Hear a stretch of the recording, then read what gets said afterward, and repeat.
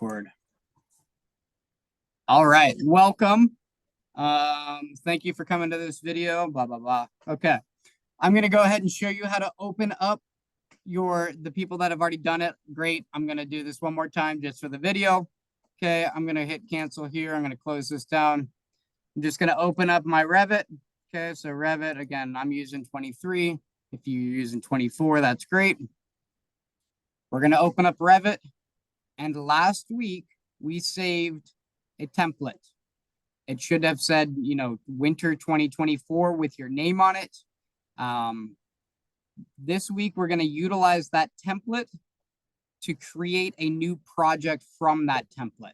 So what I want to do once I'm at the splash screen, hit this little back arrow. I want to go to File, New, Project. Okay, again, you're not just hitting the new, you're actually hitting this arrow to get the other options to come up. We're going to create a new project. We're going to create a new project right here. So the radial button is on project. And you'll notice that you might have it say imperial or metric. There may be a couple other options. Okay, we want to browse to the project template that we made last week. So I'm going to go ahead and browse to my folder for this class. And here's the template that I made. Here's week 2. Let's see. Yeah, it should just be this template right here. And it's saved at, I would say the next morning. Perfect. So I'm going to go ahead and click and open this. And it should say, again, new project and the template that we created last week to open from. And we're going to go ahead and click OK. Now, if you did this correctly, you should have something up here that shows, and don't worry if yours didn't open up to this screen, okay?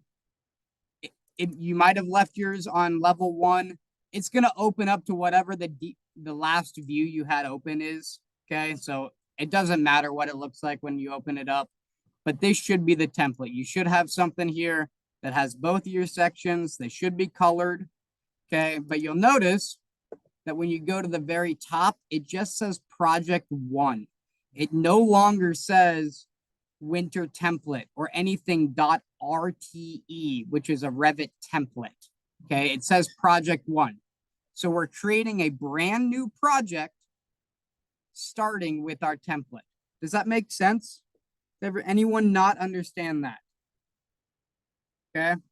The reason we're doing that, again, is to clear out all the unnecessary views that we don't need, to start with a few different sections. And we're going to go ahead later today and probably a couple times throughout this, throughout the next couple of weeks, we'll go into the template, update it.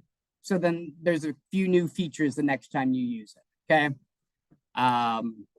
But it saved everything and it creates a brand new project. So let's go ahead and start by saving this project with today's date or week, week 4. So I'm just going to save and I'm going to save it as a project, not as a template. I'm saving it as a project. And I want to save it as, and I'll just put in today's date, 2024/01/29 and class 4. And you'll notice right here, type of file, it should be saving as a .rvt. That is a Revit project file, okay? Go ahead and click save, and now it should say the name of the project in this top.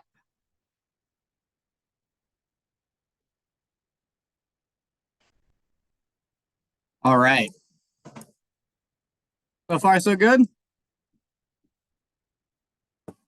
All right, so let's get to using this program. I'm going to kind of go through a little bit of the functionality and the tabs up here. Talk a little bit about the program, and we'll start drawing a little bit. Okay, so across the top, we have different tabs. And this whole entire thing is called your ribbon. Okay, so this thing up here with your different tabs is called your ribbon. And you have a view tab, and you've got a manage tab, and an annotate tab, an architecture tab.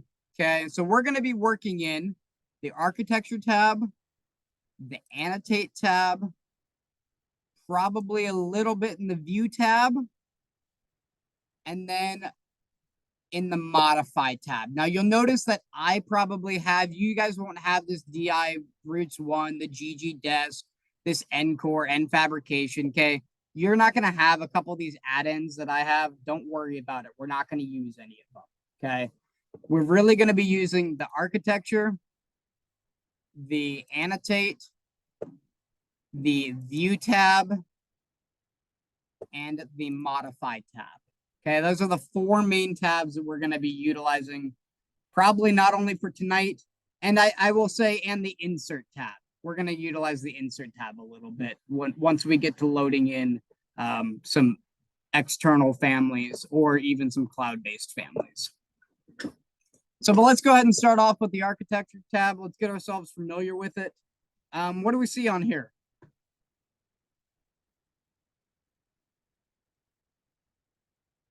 Stuff to draw your basic house, right? You got some walls, some doors, window, right? Some stairs if we get there, and if you're ambitious and want to create a 2-story house later down the road for your final project, by all means, we can talk about it. Okay. We can create floors, roofs, ceilings, columns. Okay. There's all types of stuff we can do in here.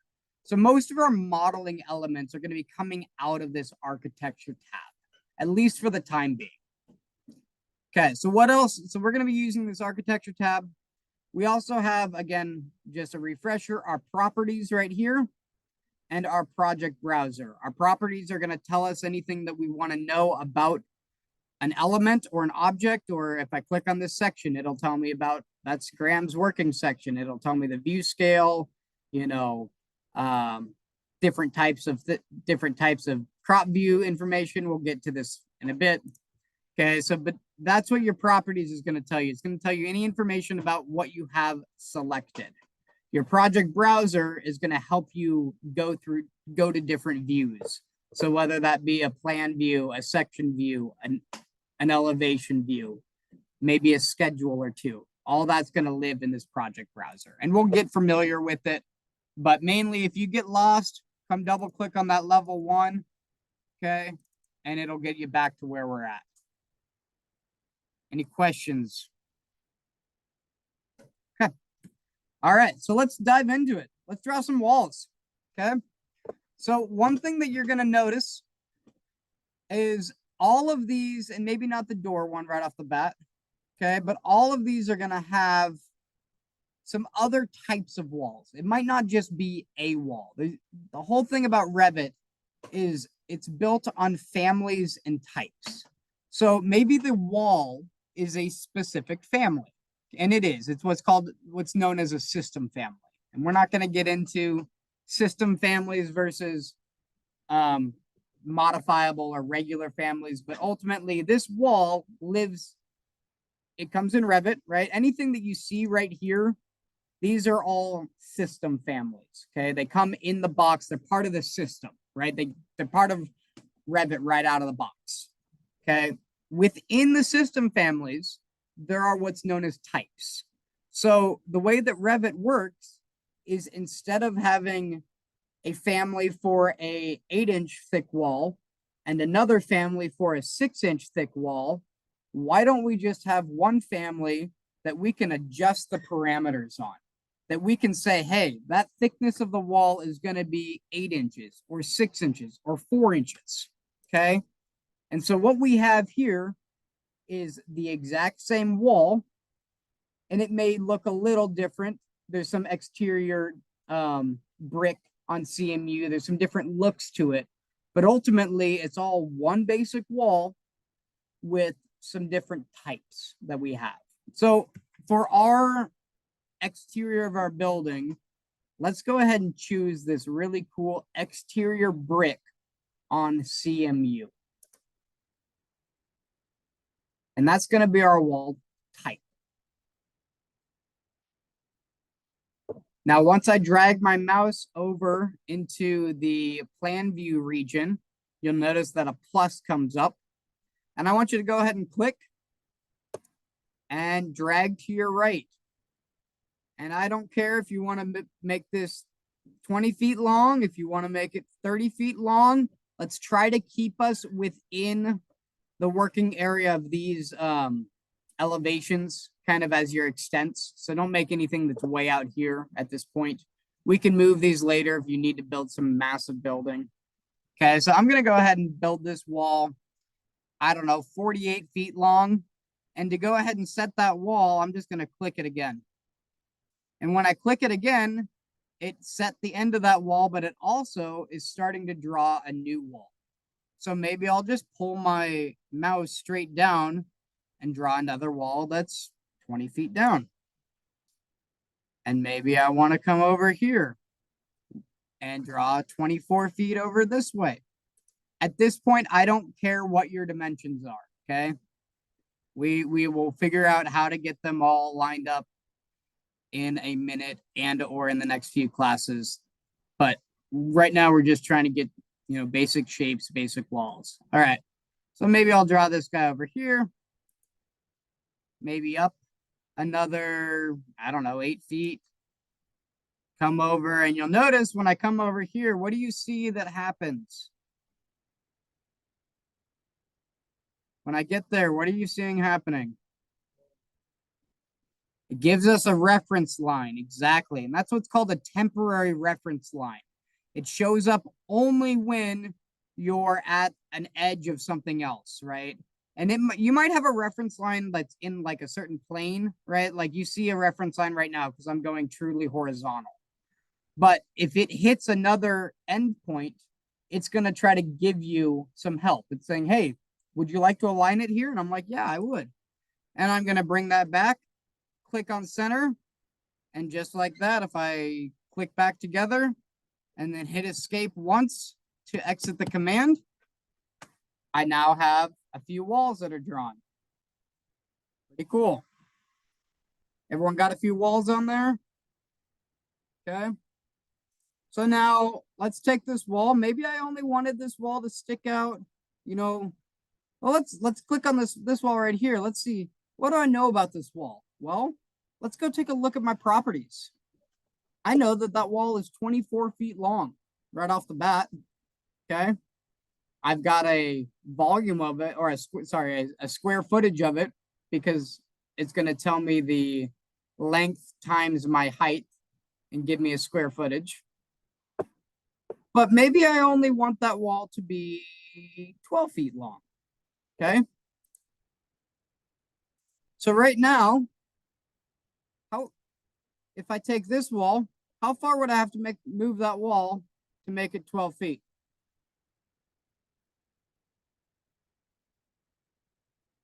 Again, this wall was 24 feet.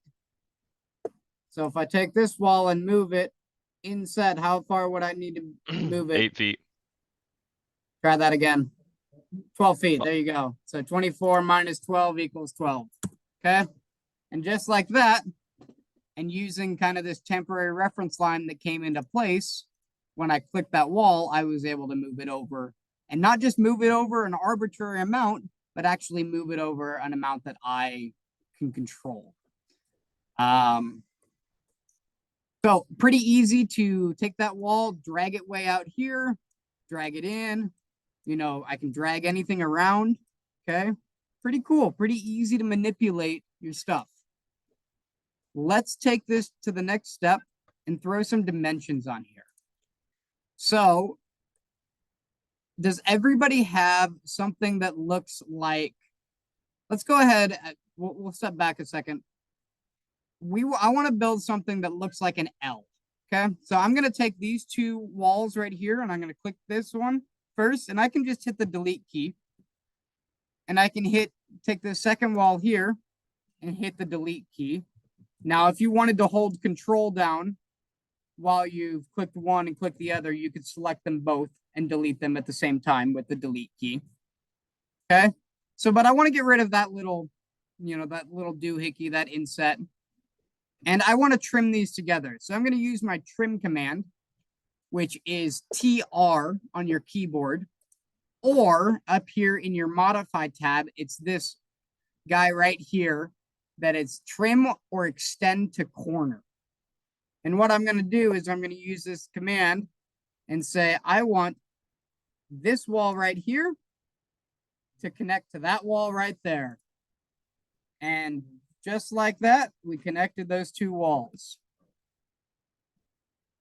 Okay, again, I'm going to do that one more time. So, and if you have, if maybe you already have yours that looks like an L, okay? Maybe yours already looks like this. Okay, take this, grab this node, drag it back, drag this line somewhere else. Okay, I don't care. We want to use this trim command. So, and it doesn't matter how far those nodes are away. It doesn't matter anything how far. What it matters is it's looking at, can I connect these two objects? So again, we're going to use trim command. We're going to click our first object and our second object. Now, when it's at a corner like this, pretty easy to use your trim command. Okay. When this gets a little bit trickier, and it's really easy to use it, but you just need to pay attention to what you're trimming. So again, I'm going to use the trim command, and this one, I just have this wall extending past this wall.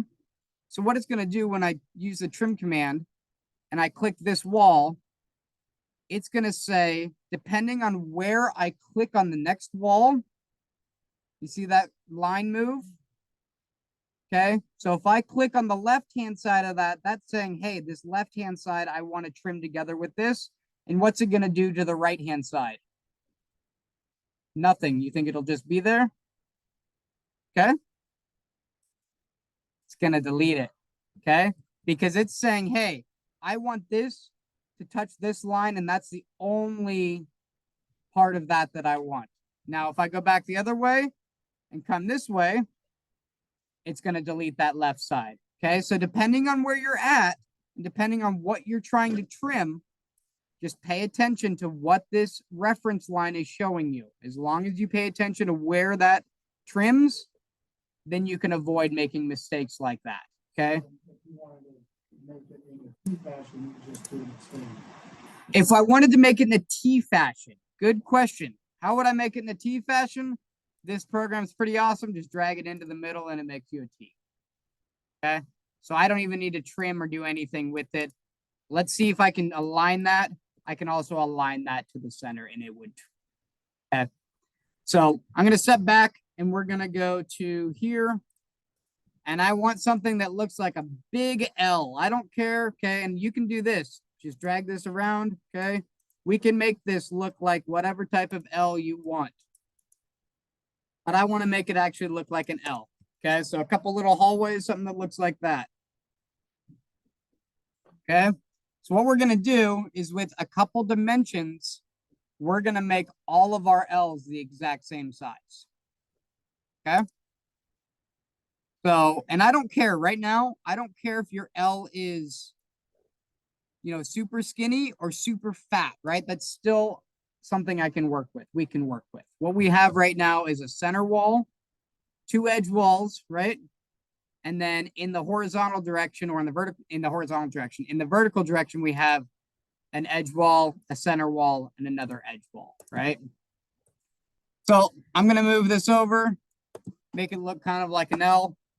And we're going to come up here to our modify tab, which I'm already in. And I'm going to use this awesome dimension tool right here. Now, this is what's known as aligned dimension or DI on your keyboard. If I say dimension, this is what I mean, is using this aligned dimension, okay? You'll see linear dimension, angular dimension, radial, diameter, okay? We can look at any of those other ones if I specify it. If I don't specify and say take a dimension, you're always going to take your aligned dimension. It's the easiest one to use. It works in almost every instance as long as it's not a radial type dimension, right? Something that has an angle to it. Okay. So what we're going to do is use this aligned dimension, and I'm going to click my left wall, my center wall, and my right wall. Okay. I'm going to drag this all the way above my top wall, and anywhere in this white space, I'm going to go ahead and click one more time to set my dimension. Okay, I'm going to do that one more time. So DI on your keyboard, or up here under modify, this guy right here, aligned dimension. We're going to click the left wall, the center wall, the right wall, drag it all the way up. And then as long as we don't click something that like wants to, and I don't see anything popping up real quick, I'll just show you one. So like if I take these three and I try to set this dimension, but see how all of a sudden like something else snaps into place, it's going to just take that dimension, right? However, if it's in any white spot, if you're in any place that it doesn't want to snap to, you can click and set that dimension. Okay. And then you can grab that dimension, move it up and down, whatever you need to do just by clicking on it. So that was a dimension from left to center to right. Now we want to make one more from top to center to bottom. So again, I'm going to come up here, use my align dimension to command, top wall to center wall to bottom wall. I'm going to pull this all the way over to the right-hand side and then click in any opening white spot to set that dimension. Any questions on that? Does anyone have any issues setting their dimensions or? Cool. Pretty self-explanatory. It's pretty cool, easy to use. For some reason, say you wanted this was coming in a little bit too much, I can grab this node right there and drag that up just to kind of get that out of the wall.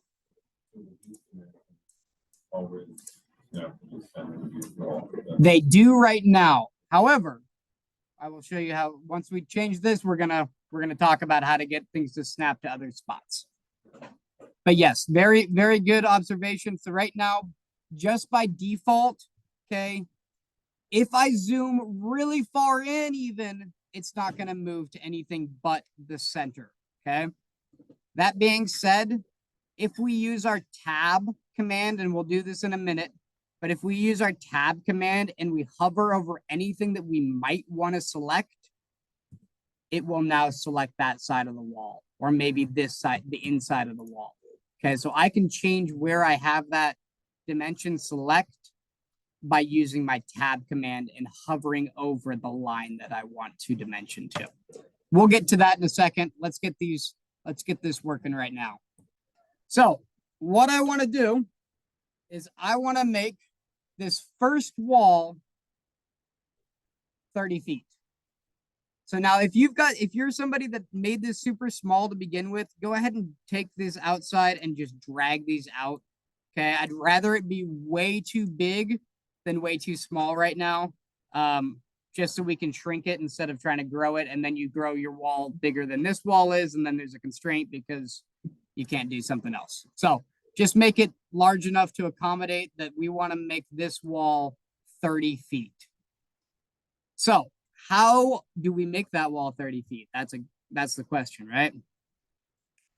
So right now mine's coming in at 52 feet. And I could play this game, right? I could drag this around. Okay. Do I want to play that game? No. Okay. That game's lame. Okay. I don't want to have to, with a program like this, I want to use precision as much as possible. There are times that I use my nudge tool, and technically, like right now, I'm using my arrow key on my keyboard and I'm my left key and I'm just nudging it left. Okay. And you can do that. Nothing's wrong with that, especially to get you, a basic idea. But if you know exactly the dimension you want, let's go ahead and put it in. So how we do that, go ahead and click and select this wall. We're not going to do the north wall. We're going to do the center wall right here. And you'll notice when I select that center wall, the dimension above it turns from black to 2 blue numbers. We're going to click into the left blue number and we're going to type in 30 and hit enter on our keyboard. And that should set that wall 30 feet away from your left-hand wall. Okay, once again, I'll do that one more time. We're gonna click the wall. Essentially, we're clicking the wall that we want to move. So by moving this wall left, we can make the north wall only 30 feet wide, right? So I'm gonna take this 46, type in 30, and it's gonna move this wall 30 feet away.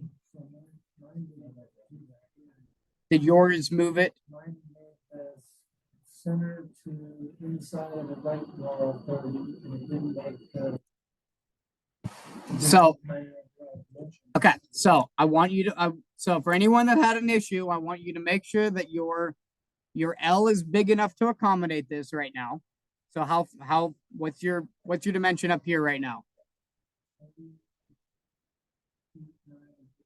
Okay, so you've got it by 9 3/4 inches, right? So if you click that center wall and you click into where that 30 foot 9 3/4 inches is, and you type in 30 there. Okay. So here's so I'm typing in 30 here. Now, let's say we want to move this next wall. Okay. We need to click on the next wall to move it. So right now, if I said maybe the next between here and the next wall was 60 feet, if I type in 60 feet right now, all it's going to be doing is moving this one wall backwards and forwards to accommodate whatever dimension I currently told it. So I want this one set to 30 feet. And what I want to do now is click the next wall down and move this wall.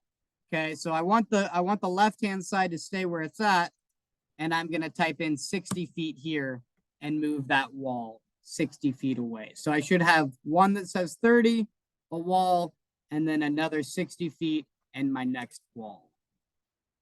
Any questions? Does anyone's not look like that? If yours doesn't, give me a...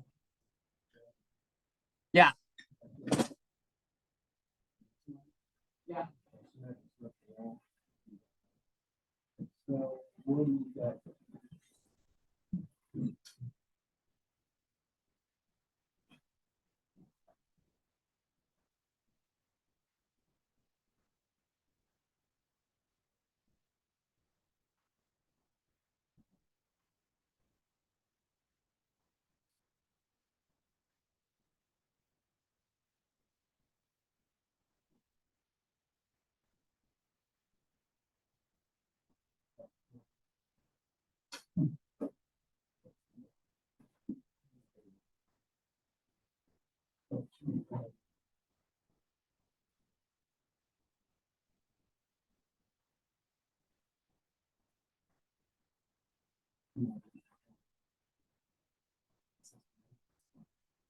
That works.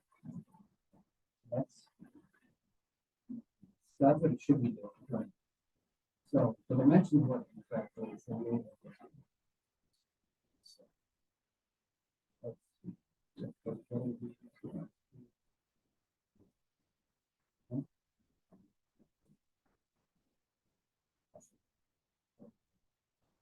they're not.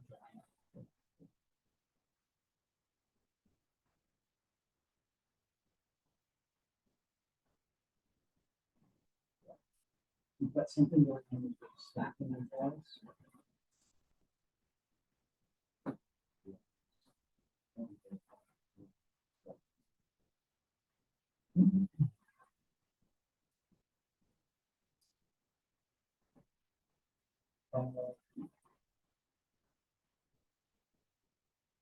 Why is this a stack? See how it's a stack? Yeah.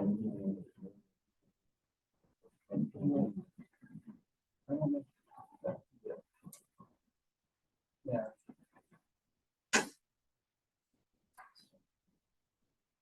I think it was a stacking issue. Why? Okay. All right. So real quick, we had an issue, and I'm just going to replicate it. So if you have, make sure that this says brick on CMU, not the exterior brick on CMU on metal stud. If you use this one, we had an issue trying to utilize, and see, it works on mine. I don't know why. but we had an issue trying to utilize this dimension the way that we had it. Not quite sure, but if you have an issue with that, let's make sure that you were using the actual brick on CMU, not the one on stud. Somehow you had it ended up with like some stacked walls. I don't know what happened. So anyhow, we're going to go to 30, 60. Let's go ahead and click this wall here. Again, if we type in, let's go ahead and type in 20. And then if we click the very south wall, let's type in 40. And there's our little house.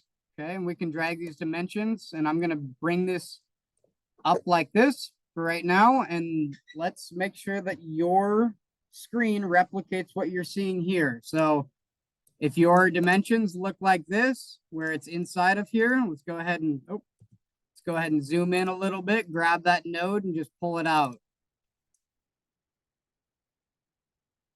Okay, just clean it up. We don't really want the dimensions inside of it. It's pretty easy to tell where it's at right now. And it should be 30, 60, 20, 40 for the dimensions.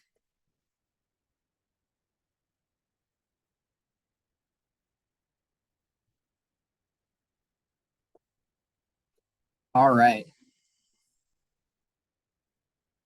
So let's go ahead. Has everyone got that? Let's get some thumbs up or acknowledgement on.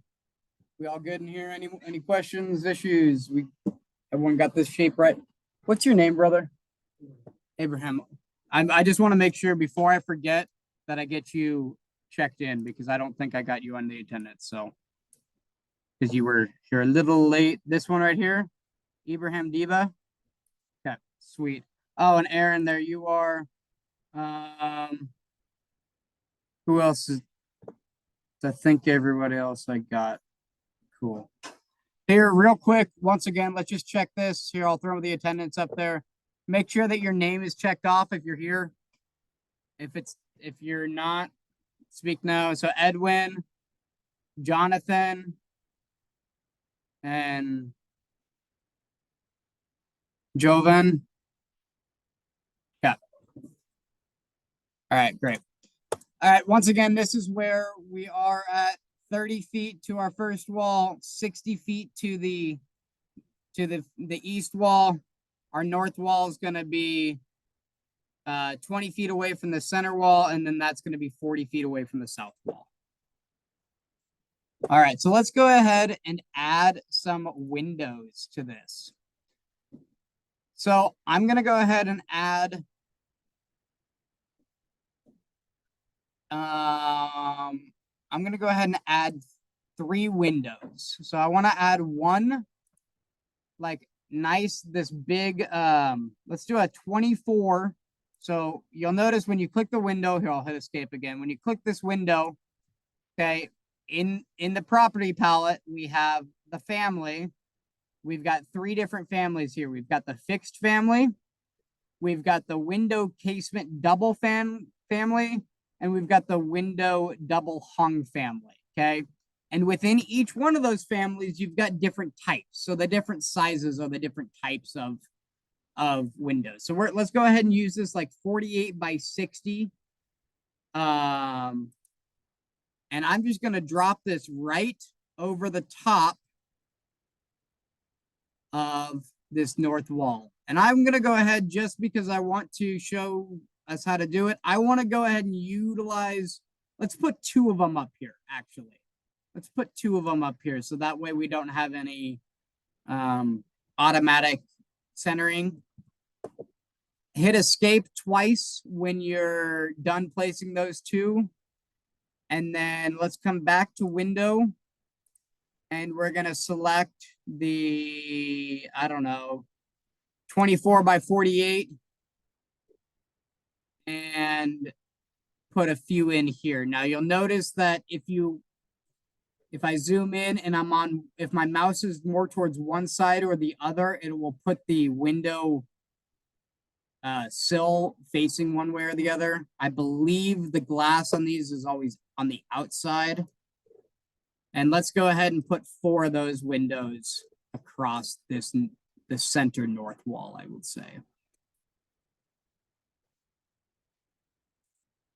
The type of window. So the first one we're doing is going to be the window casement double, the 48 by 60. And we're going to place 2 of those on the very north wall. And then we're going to place 4 of the 24 by 48 fixed on the center north wall, right? Because still the north wall, it's still facing north, but it's one step down.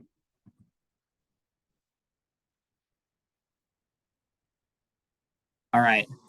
And what I'd like to do real quick, just because I want to clean this up a little bit, I'm going to take this dimension string on the right-hand side, okay? And this is going to be in my way later. So I'm going to pull this all the way out to the right-hand side for right now, okay? We can put it back later. We can see where we're at, but this is just for right now for clarity, okay? Just so I don't have this line coming through here. Pull that all the way to the right-hand side. And it could auto snap over here to the other nodes on that right-hand side. So it should snap. We'll probably bring it back in a little bit, but I just want to get it out of the way for now. Okay, sometimes just moving a line out of your way helps you work a lot cleaner. So let's go ahead and use the dimension tool again. And this time what I want to do is I want to take a dimension string, and so using DI on our keyboard or on the modify tab, it's this guy right here, align dimension, okay? And I'm going to be clicking quite a few times. I should be clicking 8 times. So my first click is going to be this very west wall. The next click is going to be the center of my first window, the center of my second window.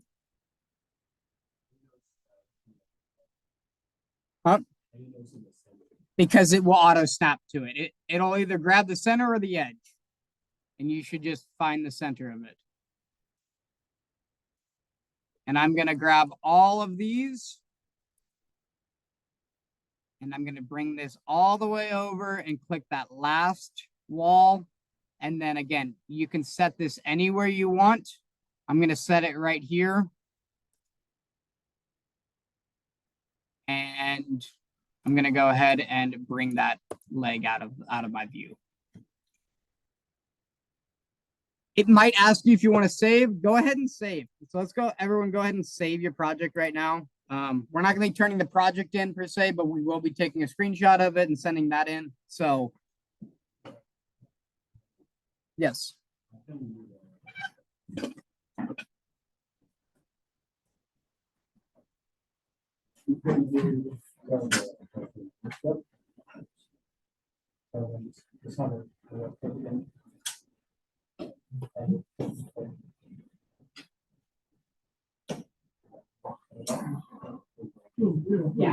Yeah, let's go right into it.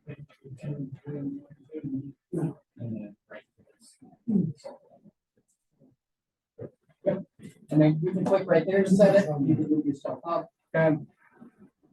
So one thing you'll notice, and again, everyone's windows are probably going to be in different locations, and that's fine. So what I want to do real quick, now earlier we moved the window over by selecting the window, right? So I actually click this window and I'm going to say, hey, let's say I only want that window spaced 5 feet away from that other one, okay? And just because they're larger windows, I'll call it 8 feet, just so they're not on top of each other. So, but normally you just click this window. The 2 dimensions to the left or right are going to activate and say, hey, these are active now. Do you want to change them? I want to change the 8 to a 12, and that window is going to slide over. Okay, pretty cool, pretty easy.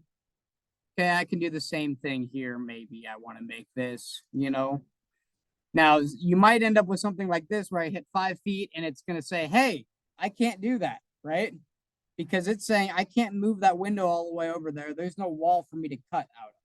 So I can hit escape and go back to the drawing board and be like, oh, okay. So what I want to do is I want to take this and we're just going to see where it ends up. But instead of moving one window by itself, let's see if we can move them all. So instead of clicking the actual window to get the dimension string to open up, if we click this dimension string, you'll see this little button up here that says EQ. And if you click this EQ toggle, it's going to take everything between the left wall and the right wall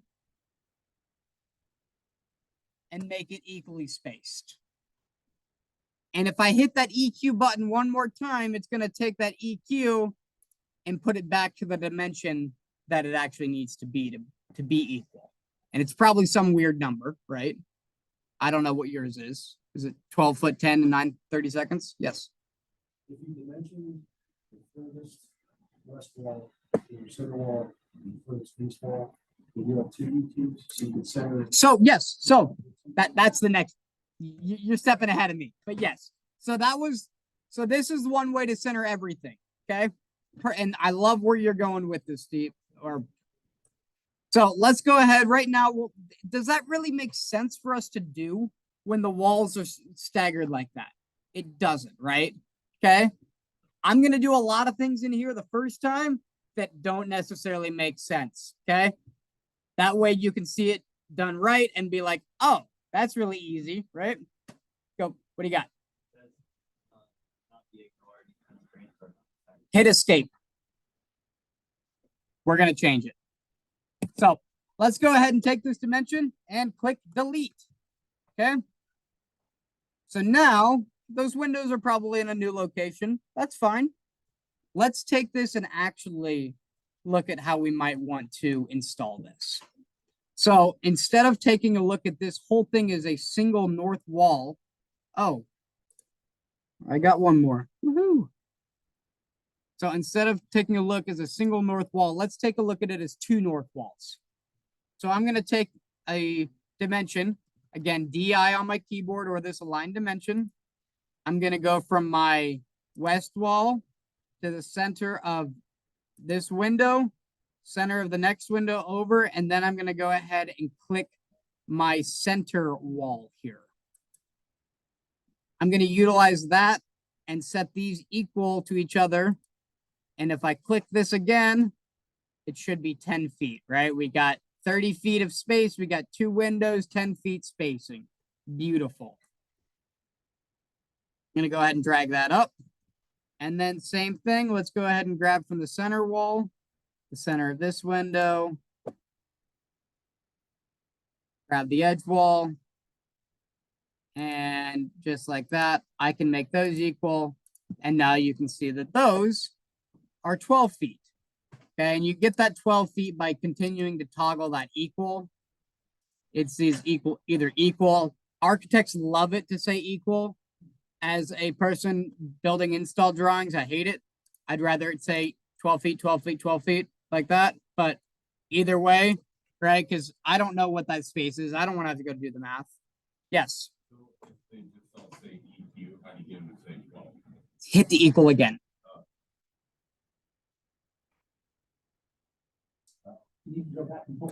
And you can continue to toggle this. So if you click this dimension and hit that equal, now again, if you moved something in there and you continue to hit that equal, it's just going to keep equaling it, right? It's going to keep resetting you.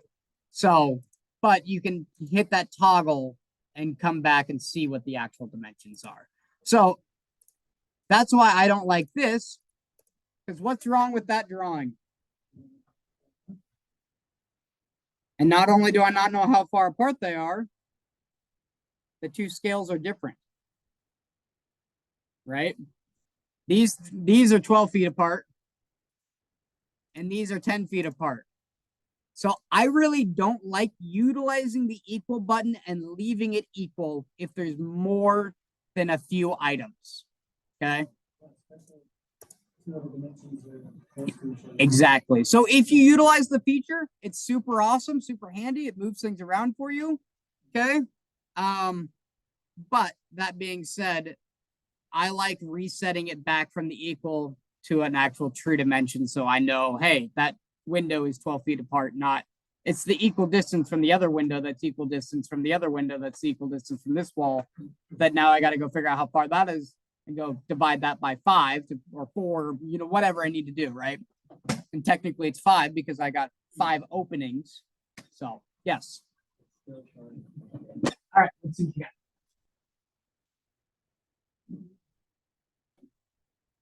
So that's good.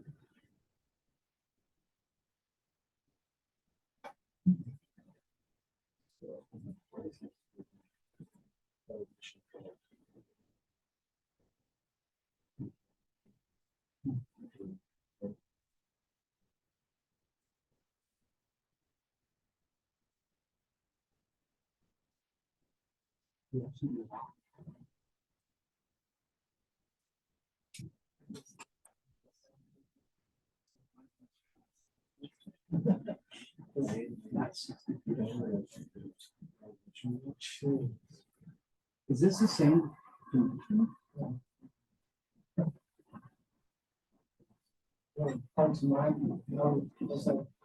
Is that the same? No.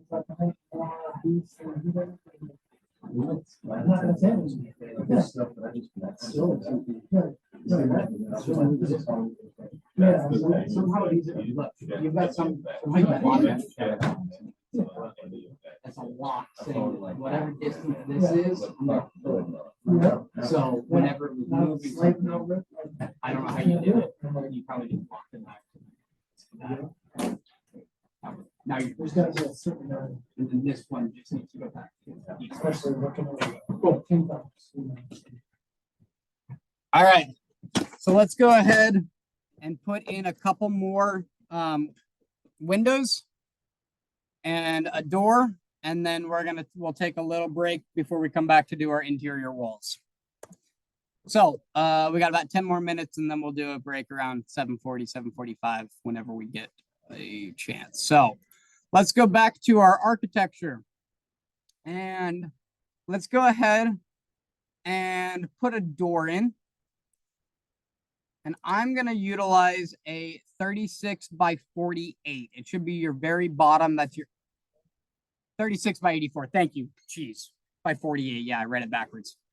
36 by 84 door, right? So that's a 3 foot wide by 7 foot door. Most of the time that's going to be your exterior door, or a school door is typically this size as well. Your interior typical house doors are typically like 32 by 80. Maybe 30 by 80. Okay, it's a little bit smaller. So we're going to use this big guy, and I want to go ahead and put him right here.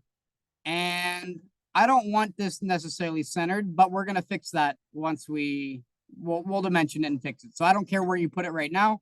Let's go ahead and just put it on that wall. Now, if you put it on the wall with it flipping out, let's go ahead and hit this toggle. And we're going to flip that door to facing in.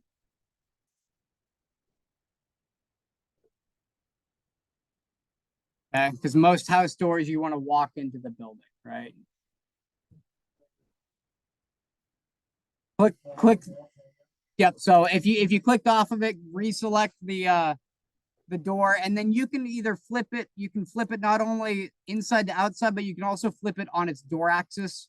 So if you wanted to turn it, you know, a different way. Let's go ahead and do it this way right here, where we've got the door. I don't know. Yeah. In and left, I guess. So earlier we were talking about dimensioning and where things want to auto snap. So let's go ahead and use our dimension command again. Again, that's your aligned dimension up here in your modify tab, or DI on your keyboard. And now, before we click anything, I want to talk about what we're going to do. So instead of just dimensioning from the center of the wall, which we had been doing, right? What I want to do on this door is I want to set the interior dimension of where this door is going to be. So if I hover over the center of this wall, a dotted line appears. Now, if I zoom in and I hover right over the inside of the wall and I hit tab on my keyboard, that line is going to turn solid. Okay. Same thing if I hit the outside. So tab is your best friend when trying to find another source to measure from. So maybe I don't want the center of the wall. I want the inside. Okay. I can hover over the inside of the wall, hit tab, and it says, hey, let's go ahead and grab this. So what's going on is this is what's called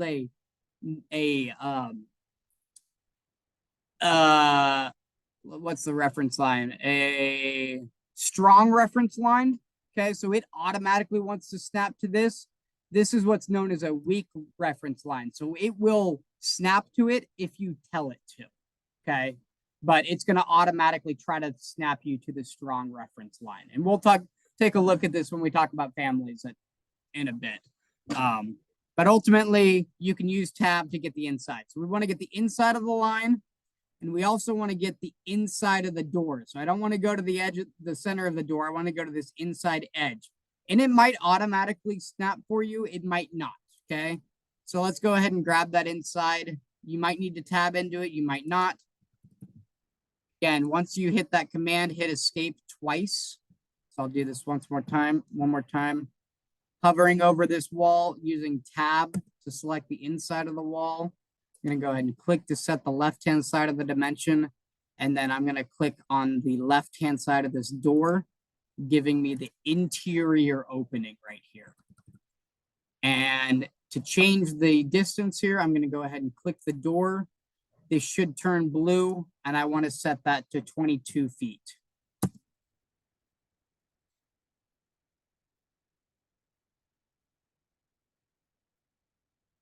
And I'm going to go ahead and just pull that dimension. Hey, how much feet did you say it was? 22? Okay. 22. That was close. And again, right, you can move this around all you want, but if you want to get exact, it's no easier way than just typing in the right footage. I was at 21. Yeah, that's pretty close. All right. So real quick, we're going to take this dimension and I want to utilize this lock command on it. Okay. So what this is going to do is it's going to say, hey, this position can't change. I'm going to lock that at 22 feet. So I can't drag this left or right. I can't come in here and accidentally change that to 24 feet. I have locked that door into the position based on the parameter of 22 feet. Okay, so I haven't necessarily pinned it. There's a difference between, like, if I copied this, I could take this and I could come up here and quote unquote pin it. Okay, that's going to lock the element from moving, but it didn't lock it there based on the dimension. It just locked it because I put a thumbtack in it, right? And I can take that thumbtack away. This now is locked based on the constraint of that door is 22 feet away from that wall. Does that make sense? Okay. So what we're going to do now is I want to put some windows in over here on this side of the door. So let's go back to our architecture tab. We'll go to window. And maybe I choose, I don't know, some of these 36 by 40 or 30 by 46 double hung. And let's go ahead and put, I don't know, let's say 8. And I don't really care. I do care. I want the window facing out. So if yours looks like this first one, we can flip it around in a minute. And that should be 8. And if I don't want to count, I can click and select all of these here. And I see up here Windows 8 of them. So it shows me that in the properties. Also shows me that down here in the filter. I see 8 down here. And also if I go to filter, it'll show me right here that I've got 8 windows. So Here's a kind of cool thing. Let's say I clicked on this door. Let's actually say I selected from left to right and I grabbed everything on that south wall. So now I have a door, a window, and a bunch of windows and a wall and a dimension selected. How might I select only that dimension? I could hit control. It would actually be shift in this case. So if I hold control, I could add to this selection. If I hold shift, I could subtract. So I could hold shift and click that wall and then click that door and click that window, right? And that takes a little bit of time. Okay. How else might I just select that dimension without using shift? Just touching, push delete. By hitting delete? Yeah. Well, I don't want to delete everything. I just want to select only the dimension. Okay. Icon Gotcha. in the lower right. Very good. Okay. This is what's called a filter. It's also up here, right here. Okay. So this filter down here in this lower right, what does that 11 stand for? Any ideas? Objects counted. Perfect. You can see that also right here in properties, and it says common 11. Okay. Now, if I click that common, I could just see what's inside of there, and I could select just the dimension.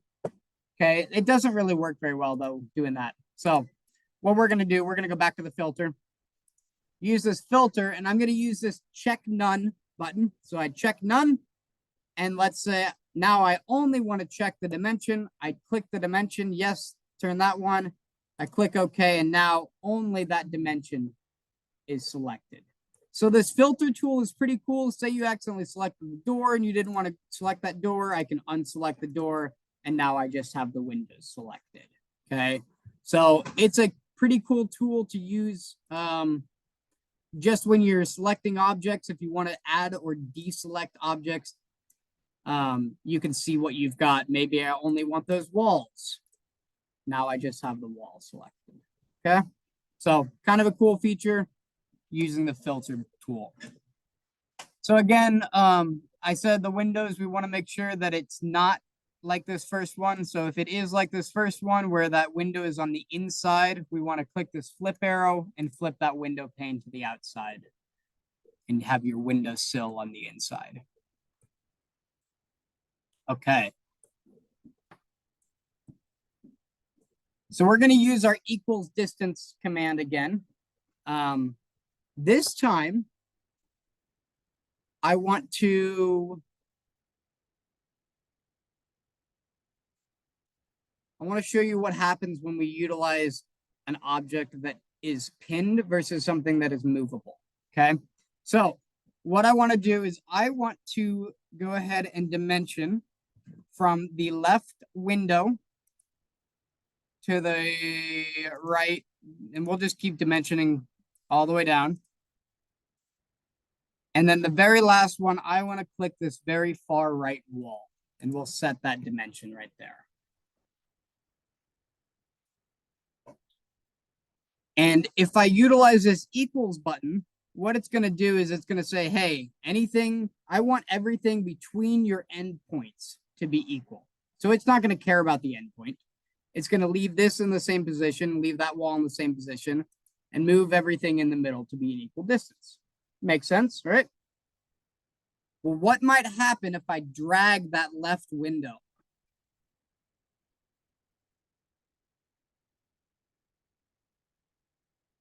So if I take this left window and all these are equal, what might happen? It's going to move all of them because it's going to need to maintain that equal spacing. Okay. So you can move that all in. We could move that all out, but as long as they're connected together, they're going to need to maintain that equal spacing. Now, if I take this left-hand side and I click edit this witness line, so at the very top, what we're going to do is we're going to actually add into this dimension string. So it's just like we were to build the new string, except now we're just editing it. So, and I want to add this point right here of the edge of the door. And I'm gonna go ahead and set that and reset the equals on. And I'm sorry, can you back up, please? Yep. And show that one more time? Thanks. Yep, right here. So we're gonna go ahead, again, we had these already set to equal, right? You had this, Aaron? Yep. Yeah, I got Got that. That was working, perfect, okay? So all of these were set to equal, and since I didn't give, an end point that wasn't fixed, or I mean, I guess with the wall I could move too. But since this isn't fixed, and anytime I drag it, it's gonna maintain that equal spacing. It's gonna continually respace those inside anytime I move that, right? Kind of cool. It's always maintaining that equal distance, right? So let's go ahead and take that dimension string, and we're going to click this edit witness line. And by clicking that edit witness line, we're now back into the dimension string and can continue to add points to it. So I want to click the right hand side of this door and then click off of that to set the dimension string again. Once that's clicked, since this is in a locked position, I can't move that left or right, right? That's locked right here by this 22 foot.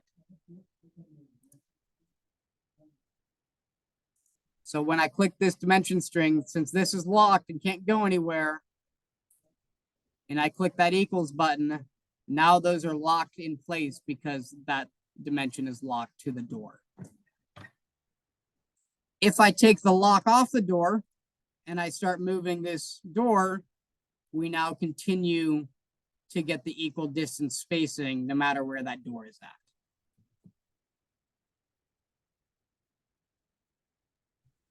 Okay, I have a question. Yes. So, where were we supposed to grab from the window wall or from the wall, the start point to get our 8 windows? Because my measurements and your numbers, mine's like 7 and something, but they should be all the same. Oh, I guess 7. Mine's 7.2 with 21 30 seconds. Is your window 20? Is your door two? Here, show your screen. All right. Sounds like he might not be sent on the interior wall then. Right. That's what my next question was. Okay, that might be what it is. The left-hand side, so that 22 foot dimension that's locked needs to be from the inside of that wall to the inside of the door.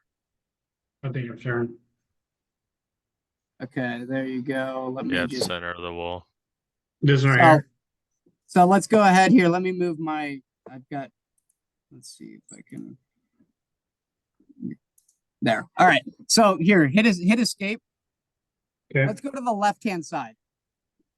Let's not worry about that side real quick. Right there, the 20. So hit escape. Hit escape. Get rid of that.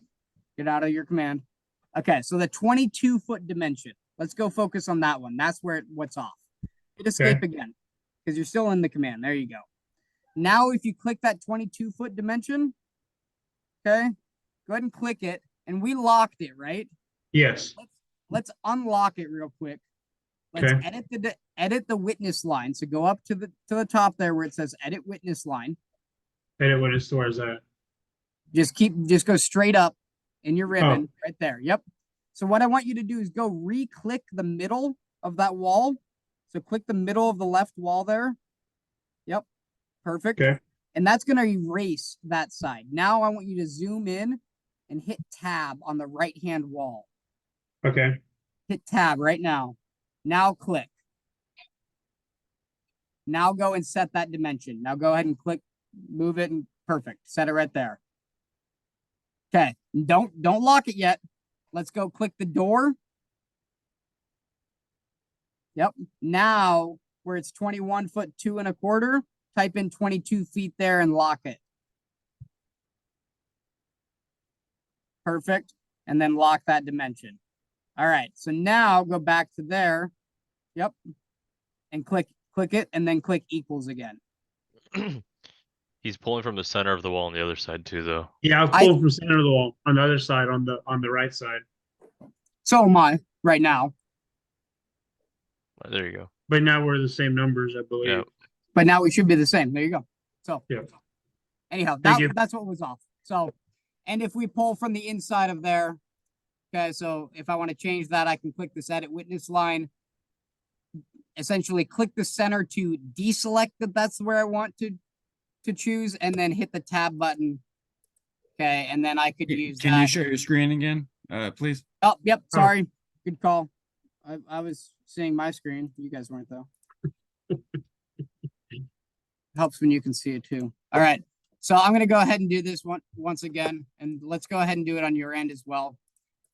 So right now I've got the right-hand side. So if we look at this 22-foot dimension, that's from the interior side of this wall to the left-hand side of that door, of that swing, right, of that door jamb. Okay. I want to take this string, which is from the right-hand side to the center of all these windows to the center of this wall, and change where I'm measuring from for the center of the wall. So what I'm going to do is I'm going to select the dimension string. I'm going to edit the witness line, and I'm going to essentially click the line that I want to remove. So like if I click the center of this wall, it removes that dimension. Now I want to come back and hit tab over the left-hand side of that wall, and it'll choose the inside of that. I can set my dimension, hit equals. Oh, things are going to be over constrained because of the way I set things here. So don't worry about if you can't click equals and things are over constrained, that's fine. Like that's why I had it still set to the center. So, but that's how you change it from edge to center if you are dealing with a dimension. I just leave it at center for now. That's how we change it. But if you try to do it, it's going to over constrain you, which is why I left it center to begin with. And from that, let's go ahead and take a quick. I got mine to work. You just had to click outside of it before you hit EQ. Is that right? Depending on the problem that it was.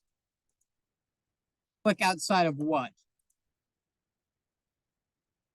So I've got constraints because this is saying that these are all these windows are being equally spaced. So as soon as I move this, it's going to keep moving everything. So it's saying, yeah, I didn't get that, but okay, I got you. So I'll just leave it there like that. So let's take 5 or so. We'll meet back at 7:55, and then we'll take a look at some interior walls and some section views. And I don't think we'll be adding to our template tonight, which is fine. Let's keep running through and keeping yourself working with the program and adding elements and getting comfortable with the properties and the project browser and all that. So let's meet back in 5 minutes and we'll go for another 45 or so.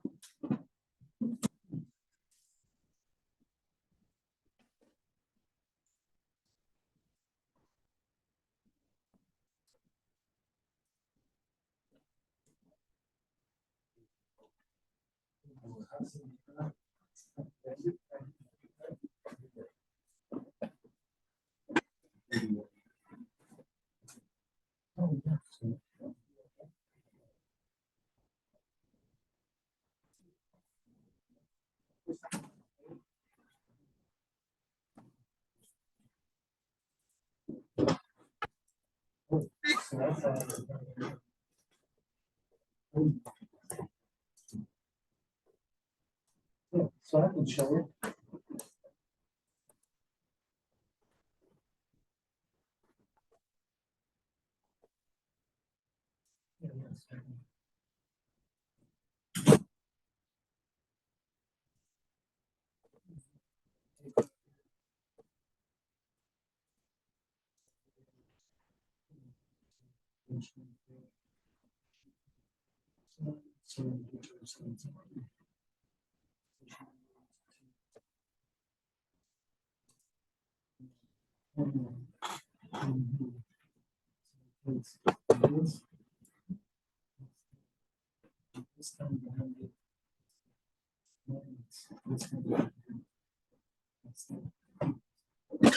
always go from the lowest.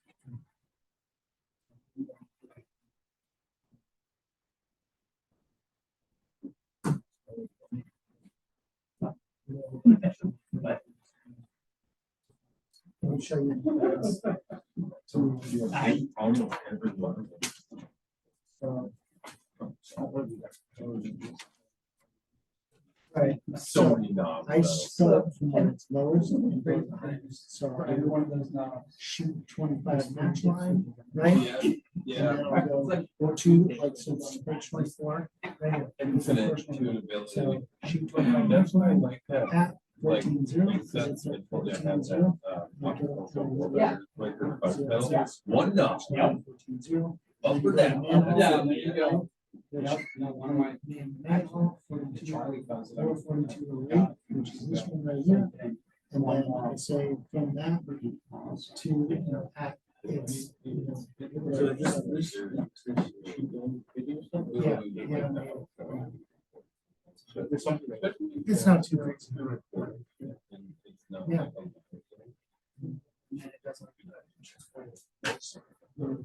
And then, you know, you go to the next page and you start with the lowest, so I went from here to here, and then I went from here to there. And then this one, you know. From 6. Yeah, so I just didn't, I went from here to here, from here to. And I'm naming the sheet match. So,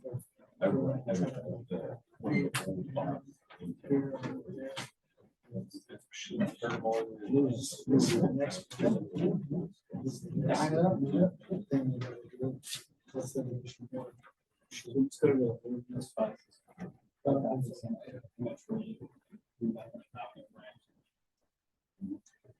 That's just the.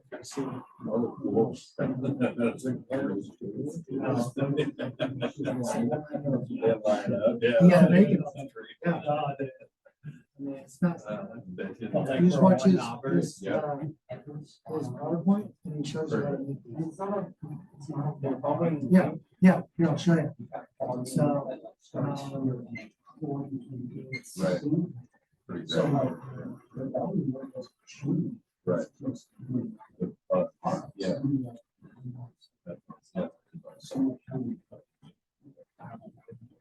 Yeah.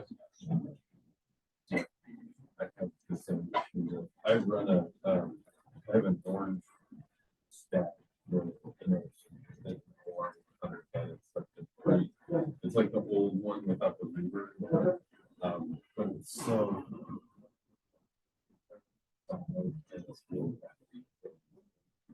So the volume is an issue for me.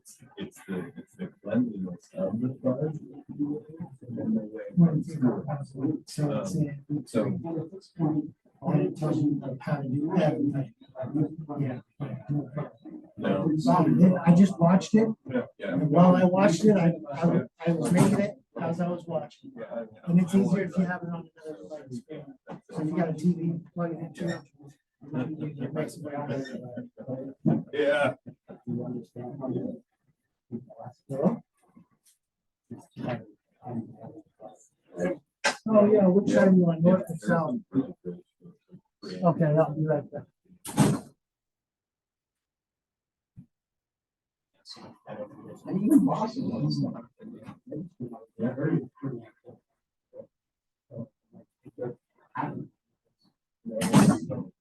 And to be perfectly honest with you, the animal person you know, by practicing, is the boss. Yeah. I've got a basket on about 100 watt. It's like half a watt, 50 watt, 100 watt setting. And I run it with the 2-foot fabric.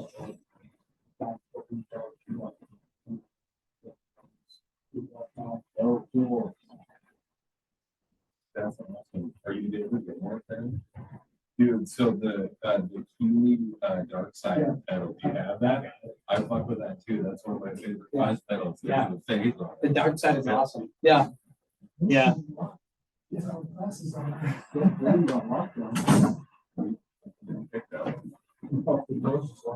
So, All right. Is everyone back?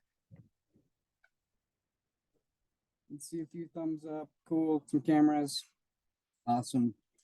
All right. So what we're going to do now, we're going to take a look at a couple different views. A little bit more about Revit as far as what you're looking at, how you're viewing things, and just overall workflow. So is my screen still sharing? Cool. So what I want to utilize in the next half hour or so, I want you to be utilizing these your section views. So we built them last week. We colored them so that made it really easy for us to see. Okay, let's talk about them a little bit, how to control them, what they do. So section views, super, super, super important in Revit. Revit's a 3D program. However, you work pretty much in plan view or section view. You work in a 2D environment to build things in 3D. That being said, anything that you move in plan also moves in a section and vice versa, right? So if I move this window over, you know, if I move that 3 feet over and it changes a few things, when I look at it in section view, it will look that way. So let's go back a second. I'll put that window back. So let's talk about the section view itself. So we've got what's called a section head. We've got a section tail. And both of those can be dragged in or out. Okay. And you'll notice that the first time you put a section on a sheet, if you drag the tail, a lot of times this blue dotted box will go with it at the very beginning. After your first move with it, they work independently of each other. Okay. So they work together, but like you can't move one and it's not going to move the other. Okay. So what that is doing is it's showing you, hey, this is the farthest extents to the left that I want to view, and this is the farthest extents to the right that I want to view. Okay. And then the depth of this right here, this arrow is what's called depth clipping. So if I go over here and look at the left-hand side, right? Or sorry, far clipping. If I look right here at the far clipping offset, right now I'm at 4 feet, and you can see that the dotted line isn't too far away from my original section line. Okay, if I change that from 4 feet to 15 feet, you'll see that that dotted line went out quite a ways. Okay, so you can control your far clip offset from your properties palette. Okay, so a lot of times what I like to do is I don't like to see too far. So I'll move this section pretty close. Again, you're going to be viewing from the baseline, from that solid line. Okay, and the depth that you're going to be viewing is going to be where this blue dashed line is. Okay, so if I'm only viewing to here, and I go and look at this view, I'm not going to see anything, right? Because I'm not that view, this wall. Sorry, I'm not needing my level 2. This wall isn't in that blue line. Well, let's expand that line, put it past there, take a look at this view, and now we can see that wall, right? We can see the wall. Not only can we see the wall, we can see the windows, we can see the door, okay? So how'd I click into the view? Perfect, good question, okay?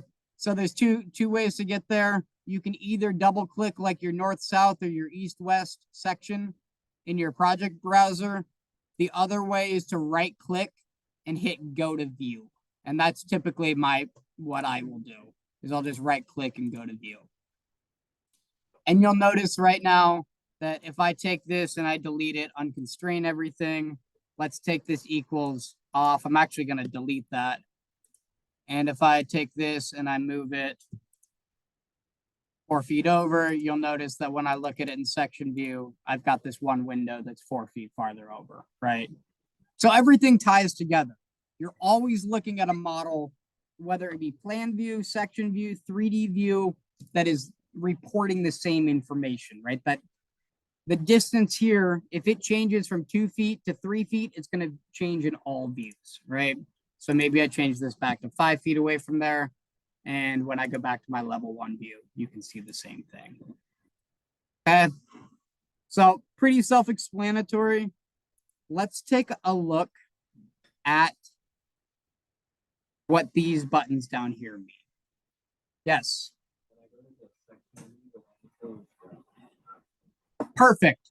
Thank you for bringing that up. So if you, something like that. Okay. So if you go to your section view and it only looks like this, maybe you see something, maybe you don't see anything at all. Okay. Click on this exterior border, grab one of these nodes and drag it all the way up. Okay. Make sure that you're looking, that your section view is viewing from level 1 to your roof level. Okay. You don't even need it that high, right? We just want to see level 1 to level 2.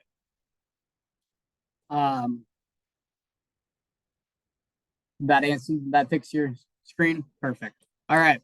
So one other thing that's cool about these windows, and just because I like things to look funny, I'm going to take every other window and I'm going to stagger it. Okay. So in plan view, did anything change? Nothing changes in plan view because those windows are in the same place in the X and Y direction. Okay. And that's what I was talking about earlier in our Clash meetings. A lot of things X and Y are right on the money where they're installed. It's how does this Z information come across into the plans and or into your views to make sure that they put those windows, the correct windows at the correct elevations, right? So maybe that's a tag that says, that reads this, that says, hey, I'm going to read the sill height and it's going to say 5 feet. Okay. Maybe it's something in here that I've got a dimension in here that it dimensions that sill height and I see 5 feet. However we, portray that, we've got multiple views to do that in. Okay. Hey, Graham. So, yes. Besides using, Command Z, what would be the easiest way to get those to line all back up again? So the easiest way to line them all up, let's grab all the windows. And right now, this is kind of cool. So I could grab all the windows. Let's say I don't know where I want them to be aligned, but I know that I want them to be aligned at 4 feet. Okay. Right now I've got 3 foot and 5 foot. And you'll see up here, it says sill height varies, right? So it's reporting a sill height that it can't tell me what it's reporting because it's got 2 different values. Let's say I wanted these all back at 3 feet. I could type in 3 foot right here. It's going to say, hey, all 8 windows, I wanted 3 foot sill height. And there's the other ones back down. Maybe I want everything at 4 feet and I'll raise those back up. Okay. So, but you can do all of that from the properties and just based on what you have selected.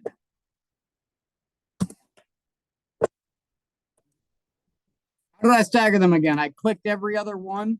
So I selected every other one and changed the sill height from 3 feet to 5 feet on those ones in particular. And so then it raised the, yeah, I just staggered them to show you that, there's, again, would I ever do this? Probably not. Okay. But I like to show things that are bad so we can come back here and make them right. Okay. Can you go back and click out? I am using exterior brick on CMU. Does yours look differently than mine? Perfect. That's where I'm getting to next. Okay. Someone said something online. So how did you stagger those windows again? How did I stagger them? Yeah, you said you click them. I just selected every other one. So I'm holding control, right, to add to my selection. And then I just took these ones and said, hey, instead of 3 foot, I want these ones at 5 foot sill height. So that raised those ones up. Okay, perfect. Thank you. Yep. So let's take a look at how this looks as an appearance. So we've got a couple different tools down here that we're going to look at. Both of them right now should be white. If they're not, let's go ahead and make them white. So let's make your detail level. Oh, look at that. That's already in our template. So perfect. And both of those are in our template. Excellent. Even better. So what I want to look at is if you come down here and you want to change your detail level, maybe it's coarse and you want to change it to fine, or maybe you've got something shaded and you want to change it to wireframe. but it's grayed out like this, right? I don't have any options to do anything. That means that this visibility control is being controlled by our template. So instead of changing this view and then having to go to my east and west view and do the same thing, let's go to our template and change them both together. Okay. So I don't care what view you're in, if it's an east-west or a north-south. Okay. But let's go ahead and click into your template. And you'll see right here, the fourth one down, the detail level is coarse. So what I want to do is I want to change that coarse to fine. Okay. And just because I want to show you this, how it works, I'm going to click apply. Clicking apply leaves this window open, but applies the template properties to the view. So if I click apply, did anything happen? Maybe not. Okay. It did change it to fine here, but based on what you're looking at, it may view the same in fine and in coarse. Okay. Depending on what you're looking at, it could view the same way. So what I would expect in coarse for this brick would just look like a wall. And maybe when you turn it into fine, now you start to see the brick. So we could find another one. Let's see if the windows changed. Perfect. So let's go look at that. Let's look at the windows because that did change, right? So detail level, if I go back to coarse and click apply, perfect. So right now when I'm in coarse, it's showing, hey, that this window is sliding, right? It shows me that that's a sliding window. Shows me how it's going to open. I don't know if that's going up or down or whatever, but I know it's not going left or right, right? But it's not giving me a ton of detail about how that window looks. If I go now to fine, we'll see, oh, those have some crosses in it, right? So that's like a 4-pane window. Okay. And depending on what you're looking at, it's going to change, just depending on how the family is built. Okay. But that's toggling between fine and coarse detail level. Okay. So the next thing I want to toggle between, again, I can't do it here because it's being controlled by the template. So still in this template, if I go to model display, that's what's going to change it from hidden line to shaded. So maybe click OK and I click shaded and now I got some red brick on there. Okay, maybe I don't want to see it in shaded. Maybe I want to see it in wireframe. Okay. So now I can see it through this and see all the parts of the sill. Maybe you want to see it. Oh, maybe you want to see it in an actual consistent colors. Okay, that might give this more these blacks a deeper black. Okay, or maybe realistic works better. I don't know. Okay, there. Look at that realistic. How cool does that look now? So that setting is right here under VG overrides model. So it's the first edit button. I'm sorry. It's right here. Sorry, model display. Sorry, 5th one down. I saw model and kept going. Model display. If you click that edit, then you can change it from realistic to shaded. Maybe I want it realistic, but I want it 60% transparent. Okay, I could apply that too. So you can change everything how you want it to look based on those couple different windows right there, the model display and then the detail level. Okay. Hidden line is typically your default. Yes. And what hidden line is meaning is it's saying, I'm going to see the front of this and I'm not going to let you see through it. And that's it. And it's going to be in black and white. Okay. If you're looking in wireframe, we'd be able to see through that wall section.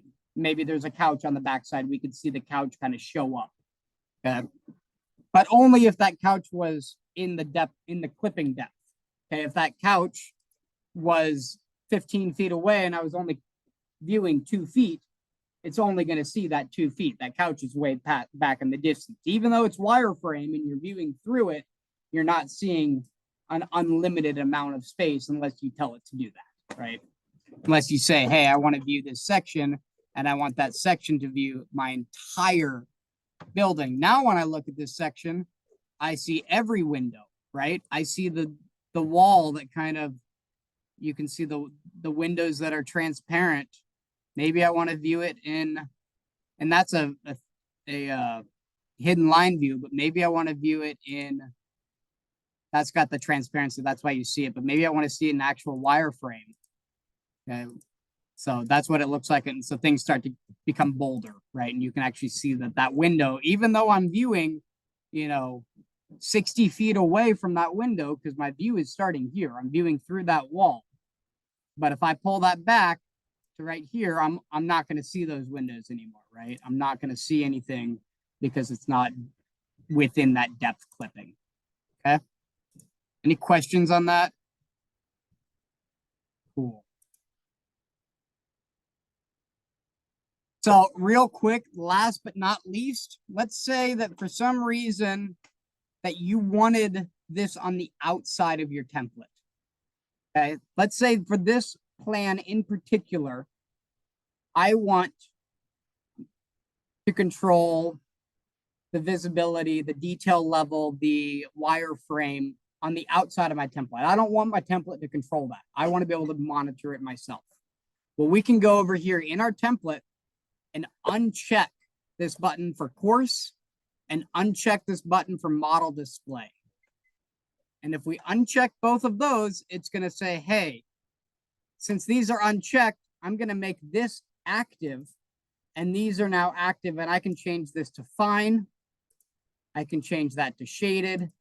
I could change it to wireframe because that's no longer included in the floor plan template. Any questions on that? Yeah, absolutely. So let's step back a second. So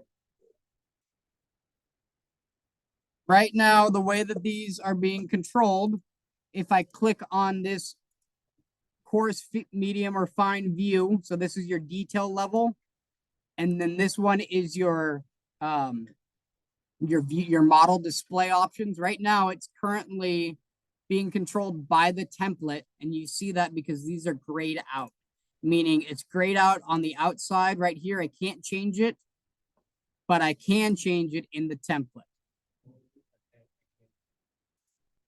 What if you can change it? So you don't have a template placed on it because you didn't finish last week's class, right? Like I don't know if you got that template part last week. Do you have that? But it's not, but that model display isn't part of your template?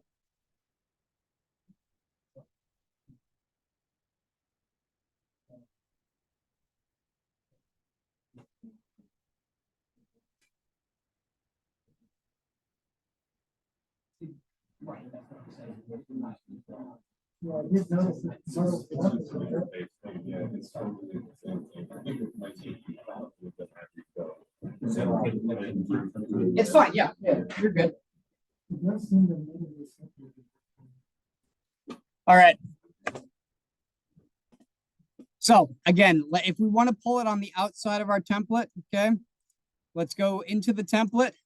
We're going to uncheck the two items we don't want to include. So that's right here, the detail level and the model display.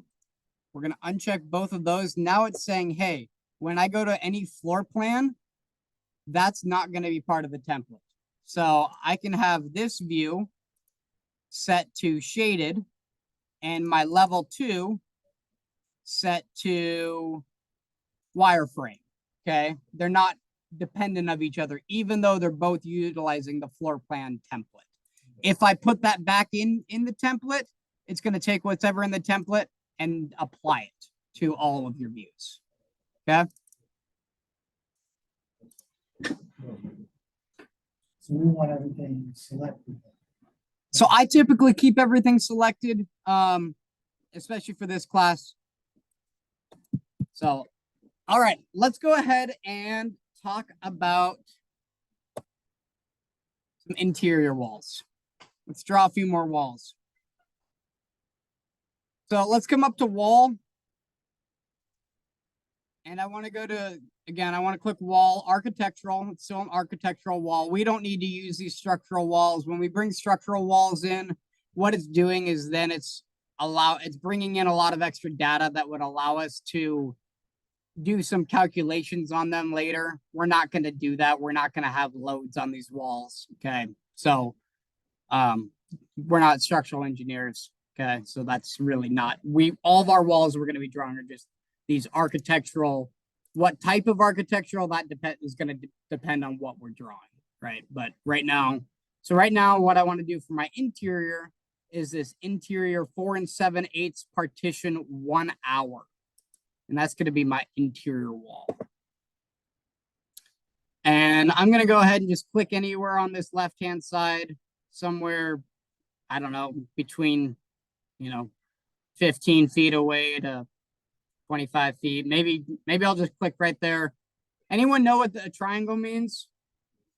Center, right? So it might say midpoint. It might say center. Okay, but that triangle is very universal. Okay, what about a square? Anyone remember what a square is? So all of these are going to be snap points. Okay, so they're not necessarily called snap points it doesn't work the same way as O snaps do. You don't have control like you do. It's just kind of automatic. But the square is an endpoint. Okay. A triangle is a middle point. And typically this X is an intersection so that's going to be the intersection of the center of that wall and the edge of that wall. Right. So that's kind of is what it's saying. The intersection's not great to use. I would make sure you try to use something with an endpoint when you're actually like copying something around or trying to draw off of. But so I'm going to draw from the middle point. I'm going to just draw over. I don't know. I'm just going to move my mouse horizontally over. And right now you'll see that it says horizontal on my screen, and it also has a dashed blue line indicating that I'm going straight horizontal. So if I have my mouse set in a particular direction, I can go ahead and type in on my keyboard how long I want that wall to be. So I'm going to go ahead and type in 20 feet on my keyboard, or just 20, and hit enter. And it's going to set the length of that wall to be 20 feet, roughly. Where you measure it from, that's a little different, but it's 20 feet off of the center where you came from. So maybe I'll go down 10 feet over. Again, is this a house we're probably going to build? Probably not. Okay. But I'm just going to go ahead and put in some walls here. Okay. And maybe I want this wall on the left-hand side of the window. So I'm going to drag that over. Now, maybe I have some type of an entryway, right? Maybe a living room area. Just because I want to draw a couple more, I'm going to just draw this back to here. Again, I don't care where your interior walls are at this point. We can just go ahead and draw some kind of where you feel they need to be. And maybe I'll make a bedroom there. And I'm just kind of drawing some interior walls so I can put some doors in a second. Maybe I'll make that back to here, and then a room. Oh, and it won't let me adjoin to a window. So I'm going to do the same thing now, redo that, and then just try to join it to the wall. Okay. So I put a few things in here. Okay. And maybe this house has a little bit of a corridor that would come down like that. Cool. I'm happy with that. So let's do, I don't care what yours looks like, but let's do something where we got a corridor, and we're going to talk about how we get rid of a few different walls.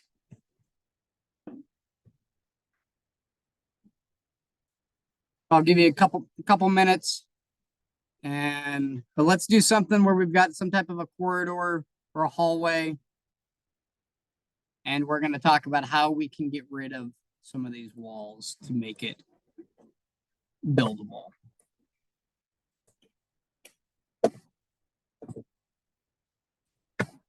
So before we go any farther, let's go ahead and put some doors in. And for the interior door, I just want to use that 30 by 80. And I'm gonna put a door in there. I'll put a door here, a door there, a door here, and maybe a door into there. And so all that works for the most part, except when you walk into the house here, I can't get into that corridor. And I don't want that corridor to have a door. I want that to be open. So there's a couple different ways we can go about opening up this door.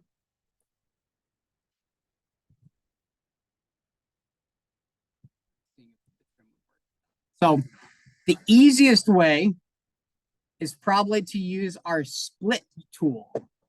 So if we go to modify, and there's this cool tool right here called split element, or SL, on your keyboard.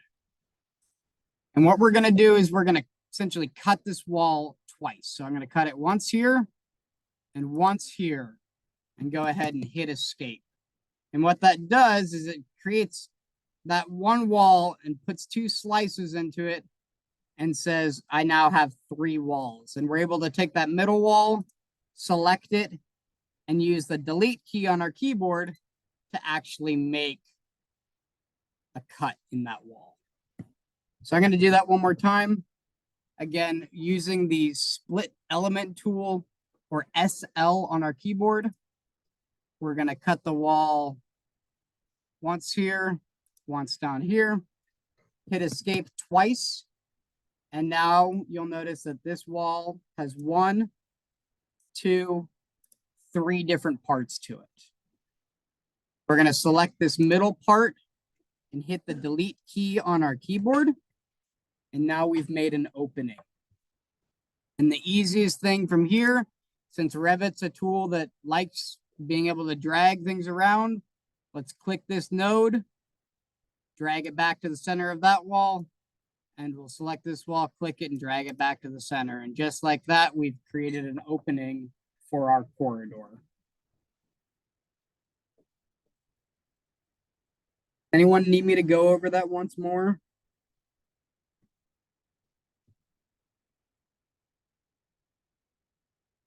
Okay, so once more time, we're going to use our split element tool in the modify tab to split the wall twice, once, twice, hit escape twice to exit the command. We're then going to select the middle piece of this wall, use the delete key or right click and delete. And then last but not least, we're just going to take this wall end and drag it so our walls line up.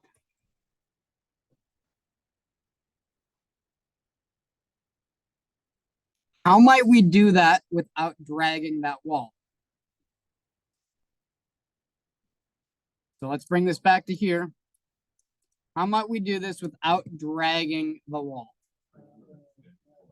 Trim or extend. Okay, so let's try it. So you want to trim this wall to this wall? Perfect. Okay. Same thing here. We want to trim this wall to this wall. Perfect. Okay. That's another way to do it. Excellent. And that's the way I would highly recommend. Anytime you can trim something is typically a good practice.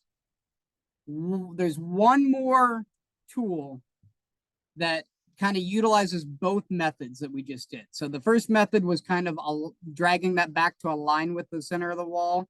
The second one we trimmed. What would be the third way that we might be able to get back there? I could dimension. Okay, that's a good one. I like it.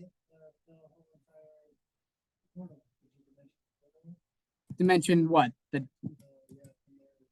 From here. What? Yeah, you could, but what's that going to do?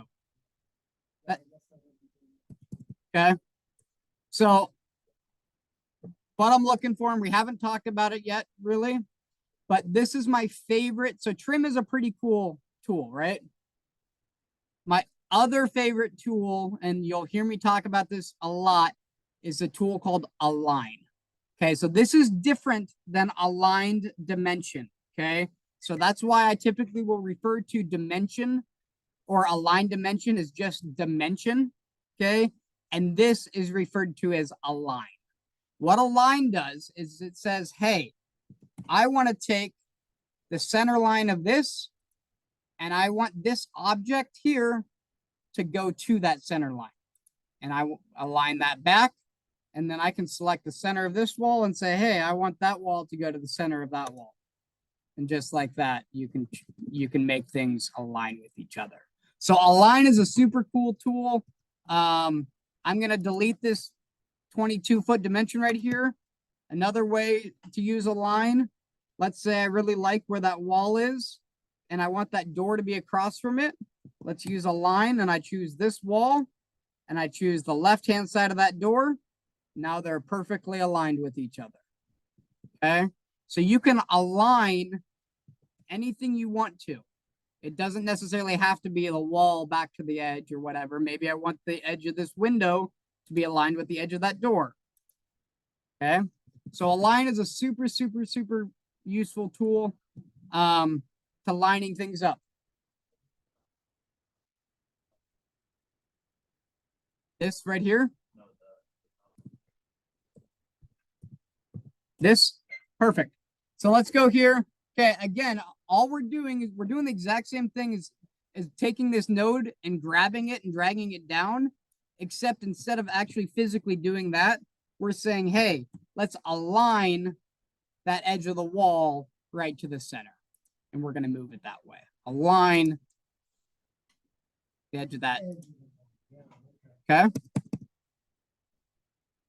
So Revit, just like AutoCAD, there's typically about 10 ways to do the same task. Some of them more efficient than others. Some of them, just a different way. It doesn't necessarily matter. Knowing both and when to use what is kind of half the battle. We will. We'll move it. So let's take this. So let's take this door. Let's take this door. Let's take this 22-foot dimension, and I want to delete it. Now, if it says, hey, you still have constraints or something, go ahead and say remove constraints. Okay, if you get that error that comes up. Also, if you hit a line here, and let's say I want to align to the edge of the door, right? Or the edge of the wall. So again, we can zoom in, hit tab on our keyboard, and that's going to give us another option of where we can align to. So I want to align to the left-hand side of this wall. I hit tab to now select it. Now I'm going to come down and grab the left-hand side of that door to align it to the left-hand side of that wall.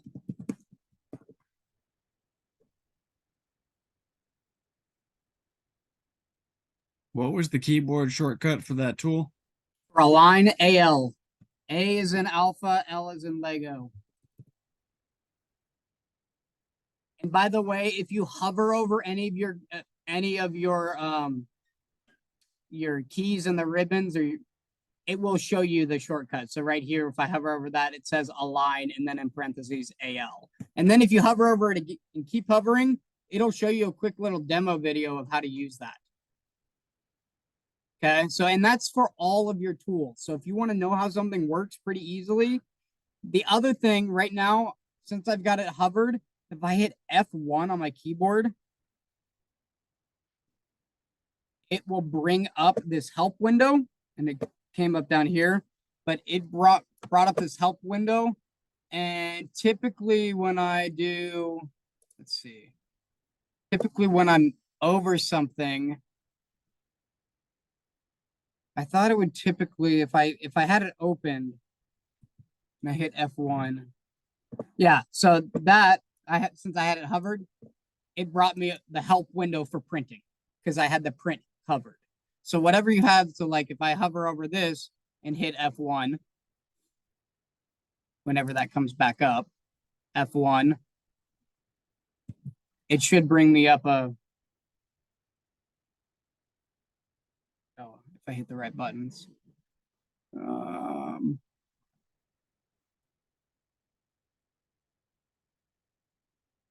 There we go. So it brought it up down here, but here's what it brings up. And then it tells you how to align it. It's got an entire, little write-up on it, how to use it, examples of it, okay, videos on it. So these are super helpful. Okay, if you got any questions, these are gold, and they're pretty straightforward. Okay, so I highly recommend checking some of those out if you've got an issue or question on how a tool works. All right, so it's 8:30. Okay, let's go ahead and go to the insert tab and we're gonna see what we have. But I want to click this load Autodesk family.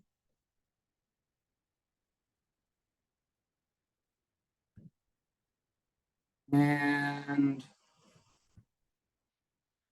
is this the one that I never get to see my, here, let's see.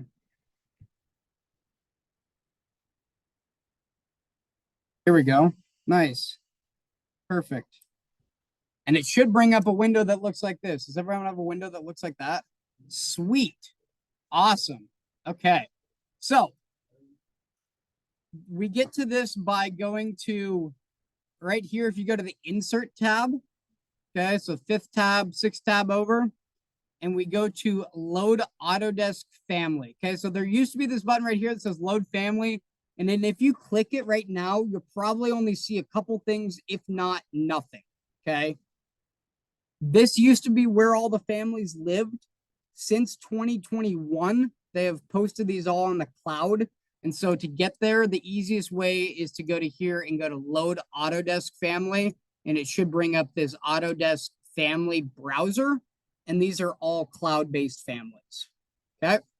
So what I want to do is I want to come into here and I want to click on furniture.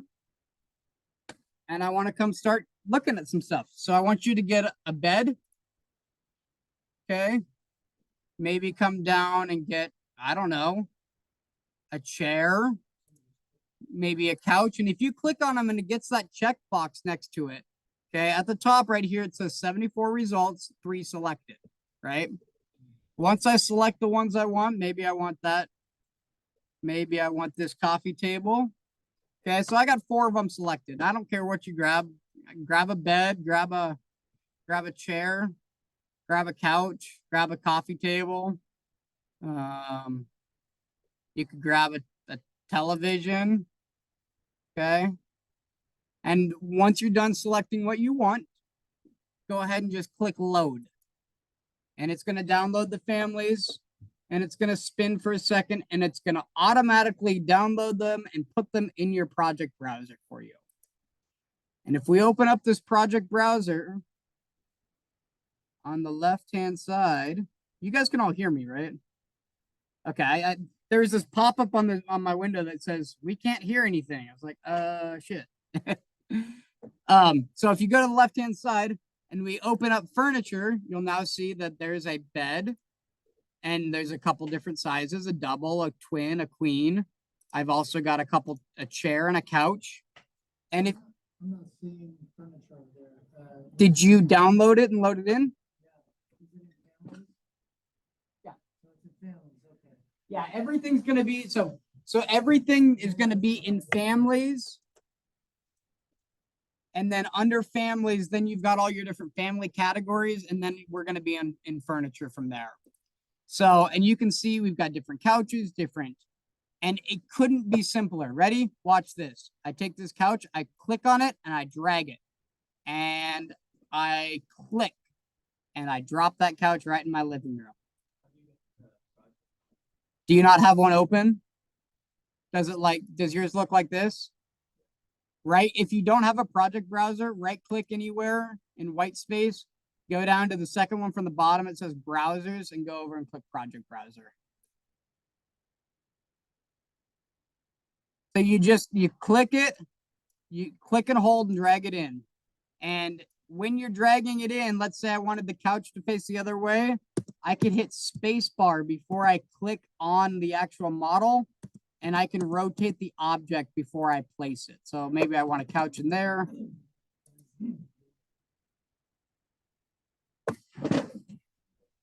So you need to expand it. Yeah. So here, real quick.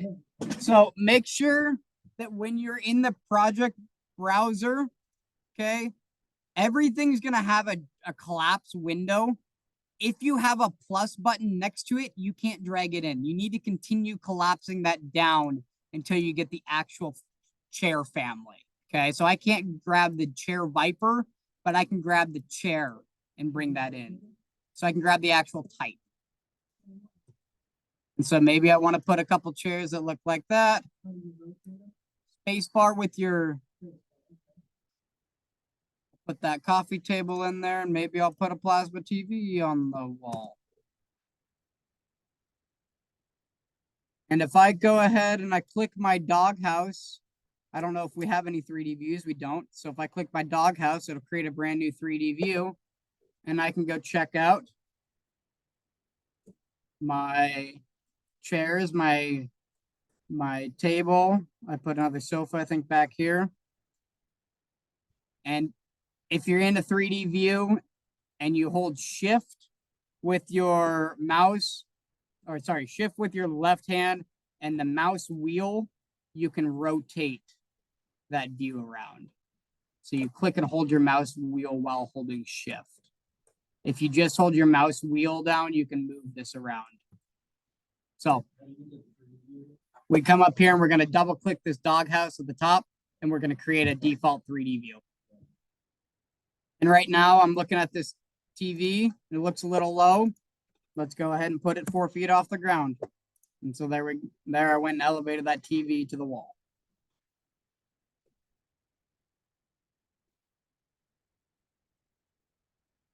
So go ahead. The rest of the time is yours to go ahead and drop in furniture, browse for maybe a bed, a cardenza.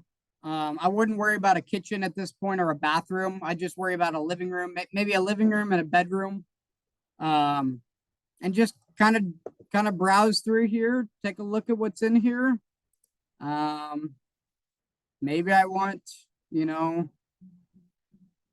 maybe I want some plants in there. Okay. So I could put some plants in there. And I could drag a plant,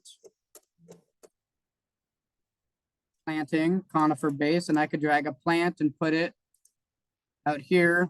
And I probably don't have any plants turned on here. So I'm going to come back here. Planting is turned off. So I'm going to turn planting on. Now I can see that plant. And there it is in my 3D view. You can see a little tree. So I don't care what you put on here. Okay. But just go find some families in here. So, and if you want to go into plumbing and put a toilet or a bathtub, that's cool. Okay. A sink, whatever you want. A bidet, there's a bidet in there.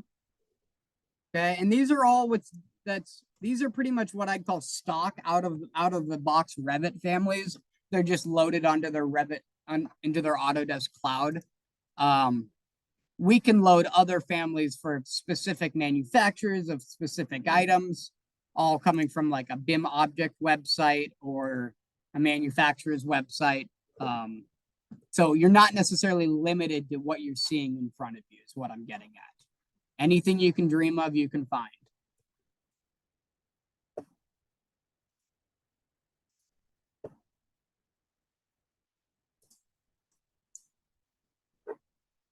And you can drag and drop things in 3D view too. So I don't do a whole lot of working in 3D. I don't teach a whole lot of stuff of working in 3D, but you can, if it is work plane based, which all these families are, or at least most of them are, you can drop it in a 3D view. So kind of cool. It's however fits your workflow and what you like to view. Question. For some reason, I can't load. I've been watching. And then, these sections are made for you to utilize and move around and look at things. So here, maybe I want this to be on the wall. Flip it around, and I want to align that to the wall. I can go to the section view and make sure that I align. I'm using my tab tool to select the face, the back of that sink to the face of that wall.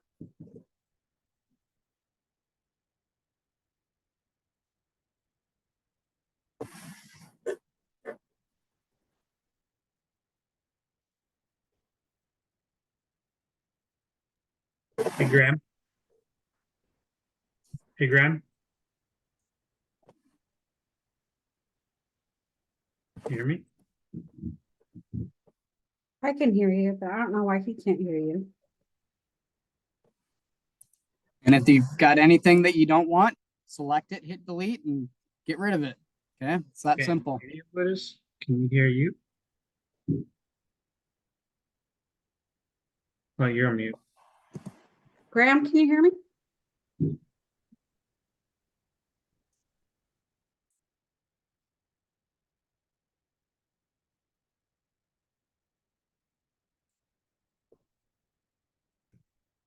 Yeah.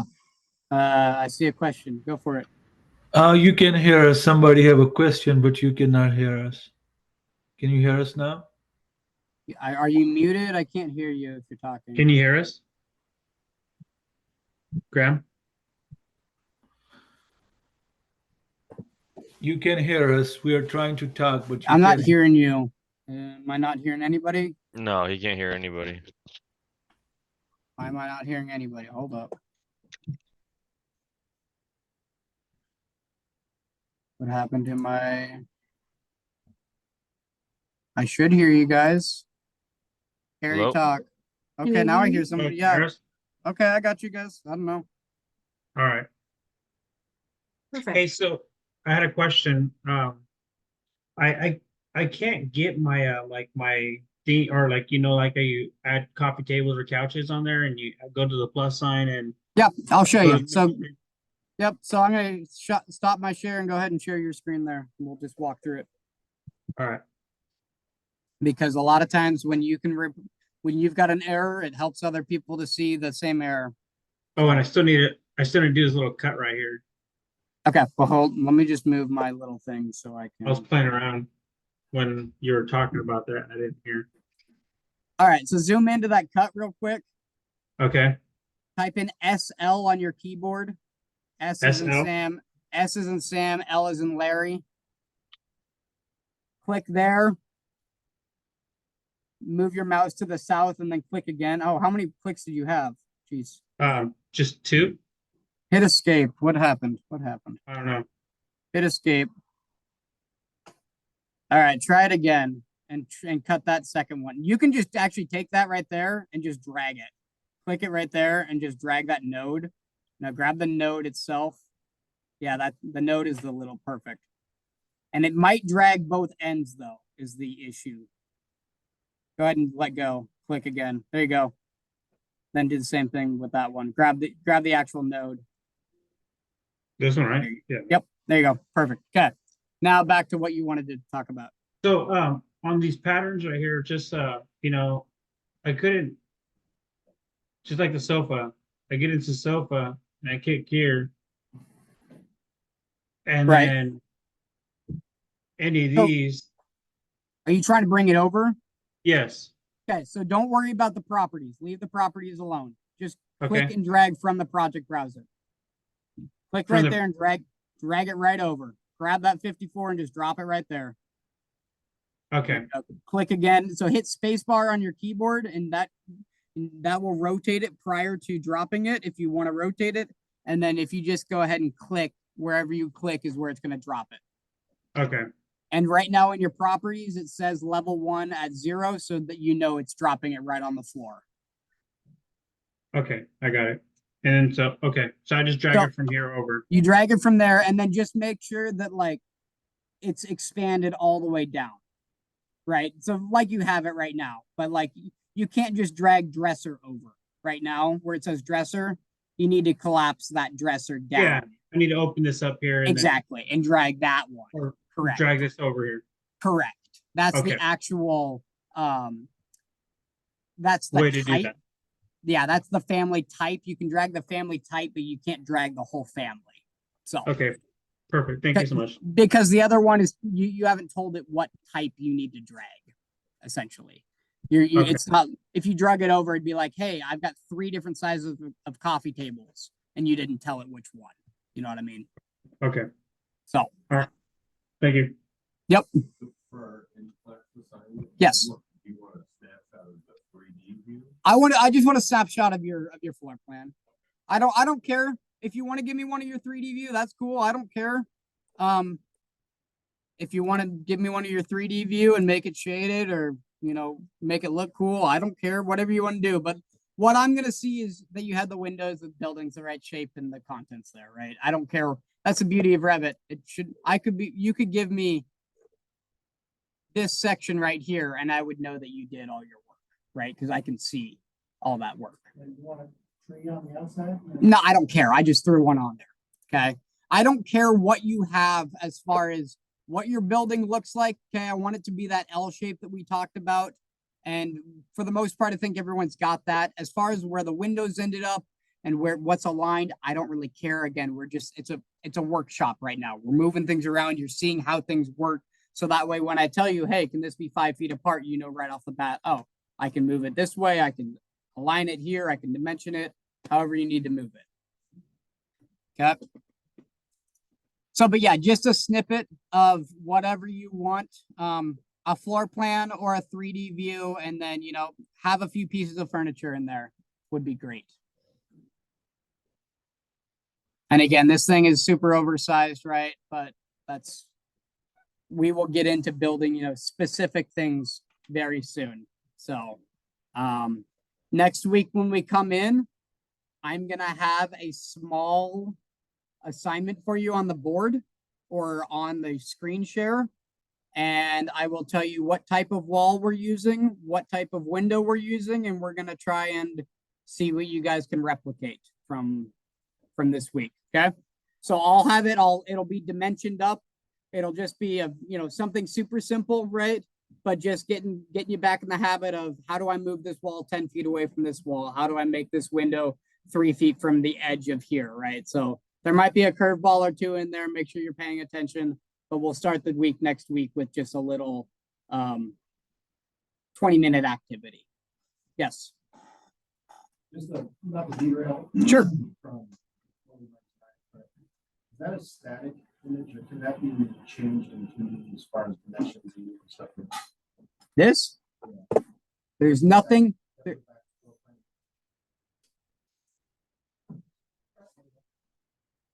That answer your question? So that's what I was saying.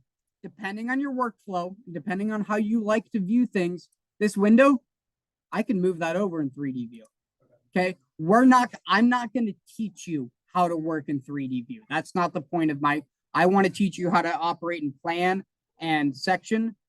Learning how to move things in 3D is great, but like it's more of a visual thing. You really want, like, this is just a temporary dimension that got put in there, right? You really don't know what edge. If I told you put those windows edge to edge 4 feet apart, is that going to do that for you? Are you going to be able to do that in 3D view? Maybe, but you're going to have to lock this, set up a bunch of dimensioning, go to a section view. Exactly. So most of the things, if you're going to try to do it in 3D view, are going to be an extra step if you're trying to get it precise. That being said, if you want to quickly move a window around, move that up, move that down, you can do whatever you want. But you can also get into a lot of trouble that way because how quickly did I put that window through the floor? Okay. So you don't always know where you're moving something in 3D. I can be dragging this left, but I also could end up dropping it down and I didn't notice that while I'm doing it. That's why I use the 3D as just a visual check to look at it. I would do your modeling. Absolutely. That's great for homework. Okay. Or for in-class assignment. Yeah. Yep. And again, if you don't have it done right now, please, rewatch the video, learn what you needed to and submit it later this week. Huh? I think it should be under our module. So here, let me pull this up. Yeah. So just put a screenshot in there and that'd be wonderful. I don't care if it's, just this is fine. If you want to throw a 3D view, I don't care, whatever you want to do. Any questions before we wrap up for the night? I know it's kind of a lot, but like tonight is the really beginning of us starting this and really getting going and getting touching, feeling, right? moving things around. It's cool. It's a program that I think becomes really second nature. Once you understand a few little keys of how to move things around, how to move something around, how to align something, and all of a sudden in 3 weeks you're like, this is so simple. And it is. It's a really, really, the way they designed this program is very intuitive. And they did a good job. There's really not a whole lot of complaints I have.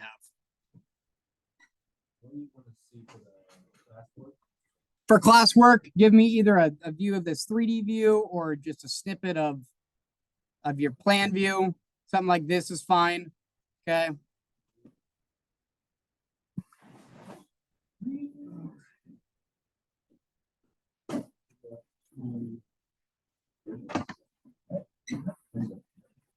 I'll be here every day. Yeah. They don't blend together. Do you want this by today? I mean, if you've got it and you're ready to go, absolutely. So if you were with me the whole time and you've got it, great, throw it in. You don't have to come back and touch it. If you're somebody that missed a step and you want to watch the video and you want to, go back through the video and correct a few things, by all means, look at it and turn it in later this week. I don't care. So Fair enough. whatever. If you have it done, I'd say go ahead and just shoot me the picture now. So. Fair enough. But if you want to go back and you want to mess with something, or I don't care. Any last questions before we sign off for the evening? We will be meeting next week. We've got a BIM technology focus on 4D and 5D BIM for next week. Perfect. Thanks. See you next week. All right. Thank you. Thank you. Yeah, have a good night, guys.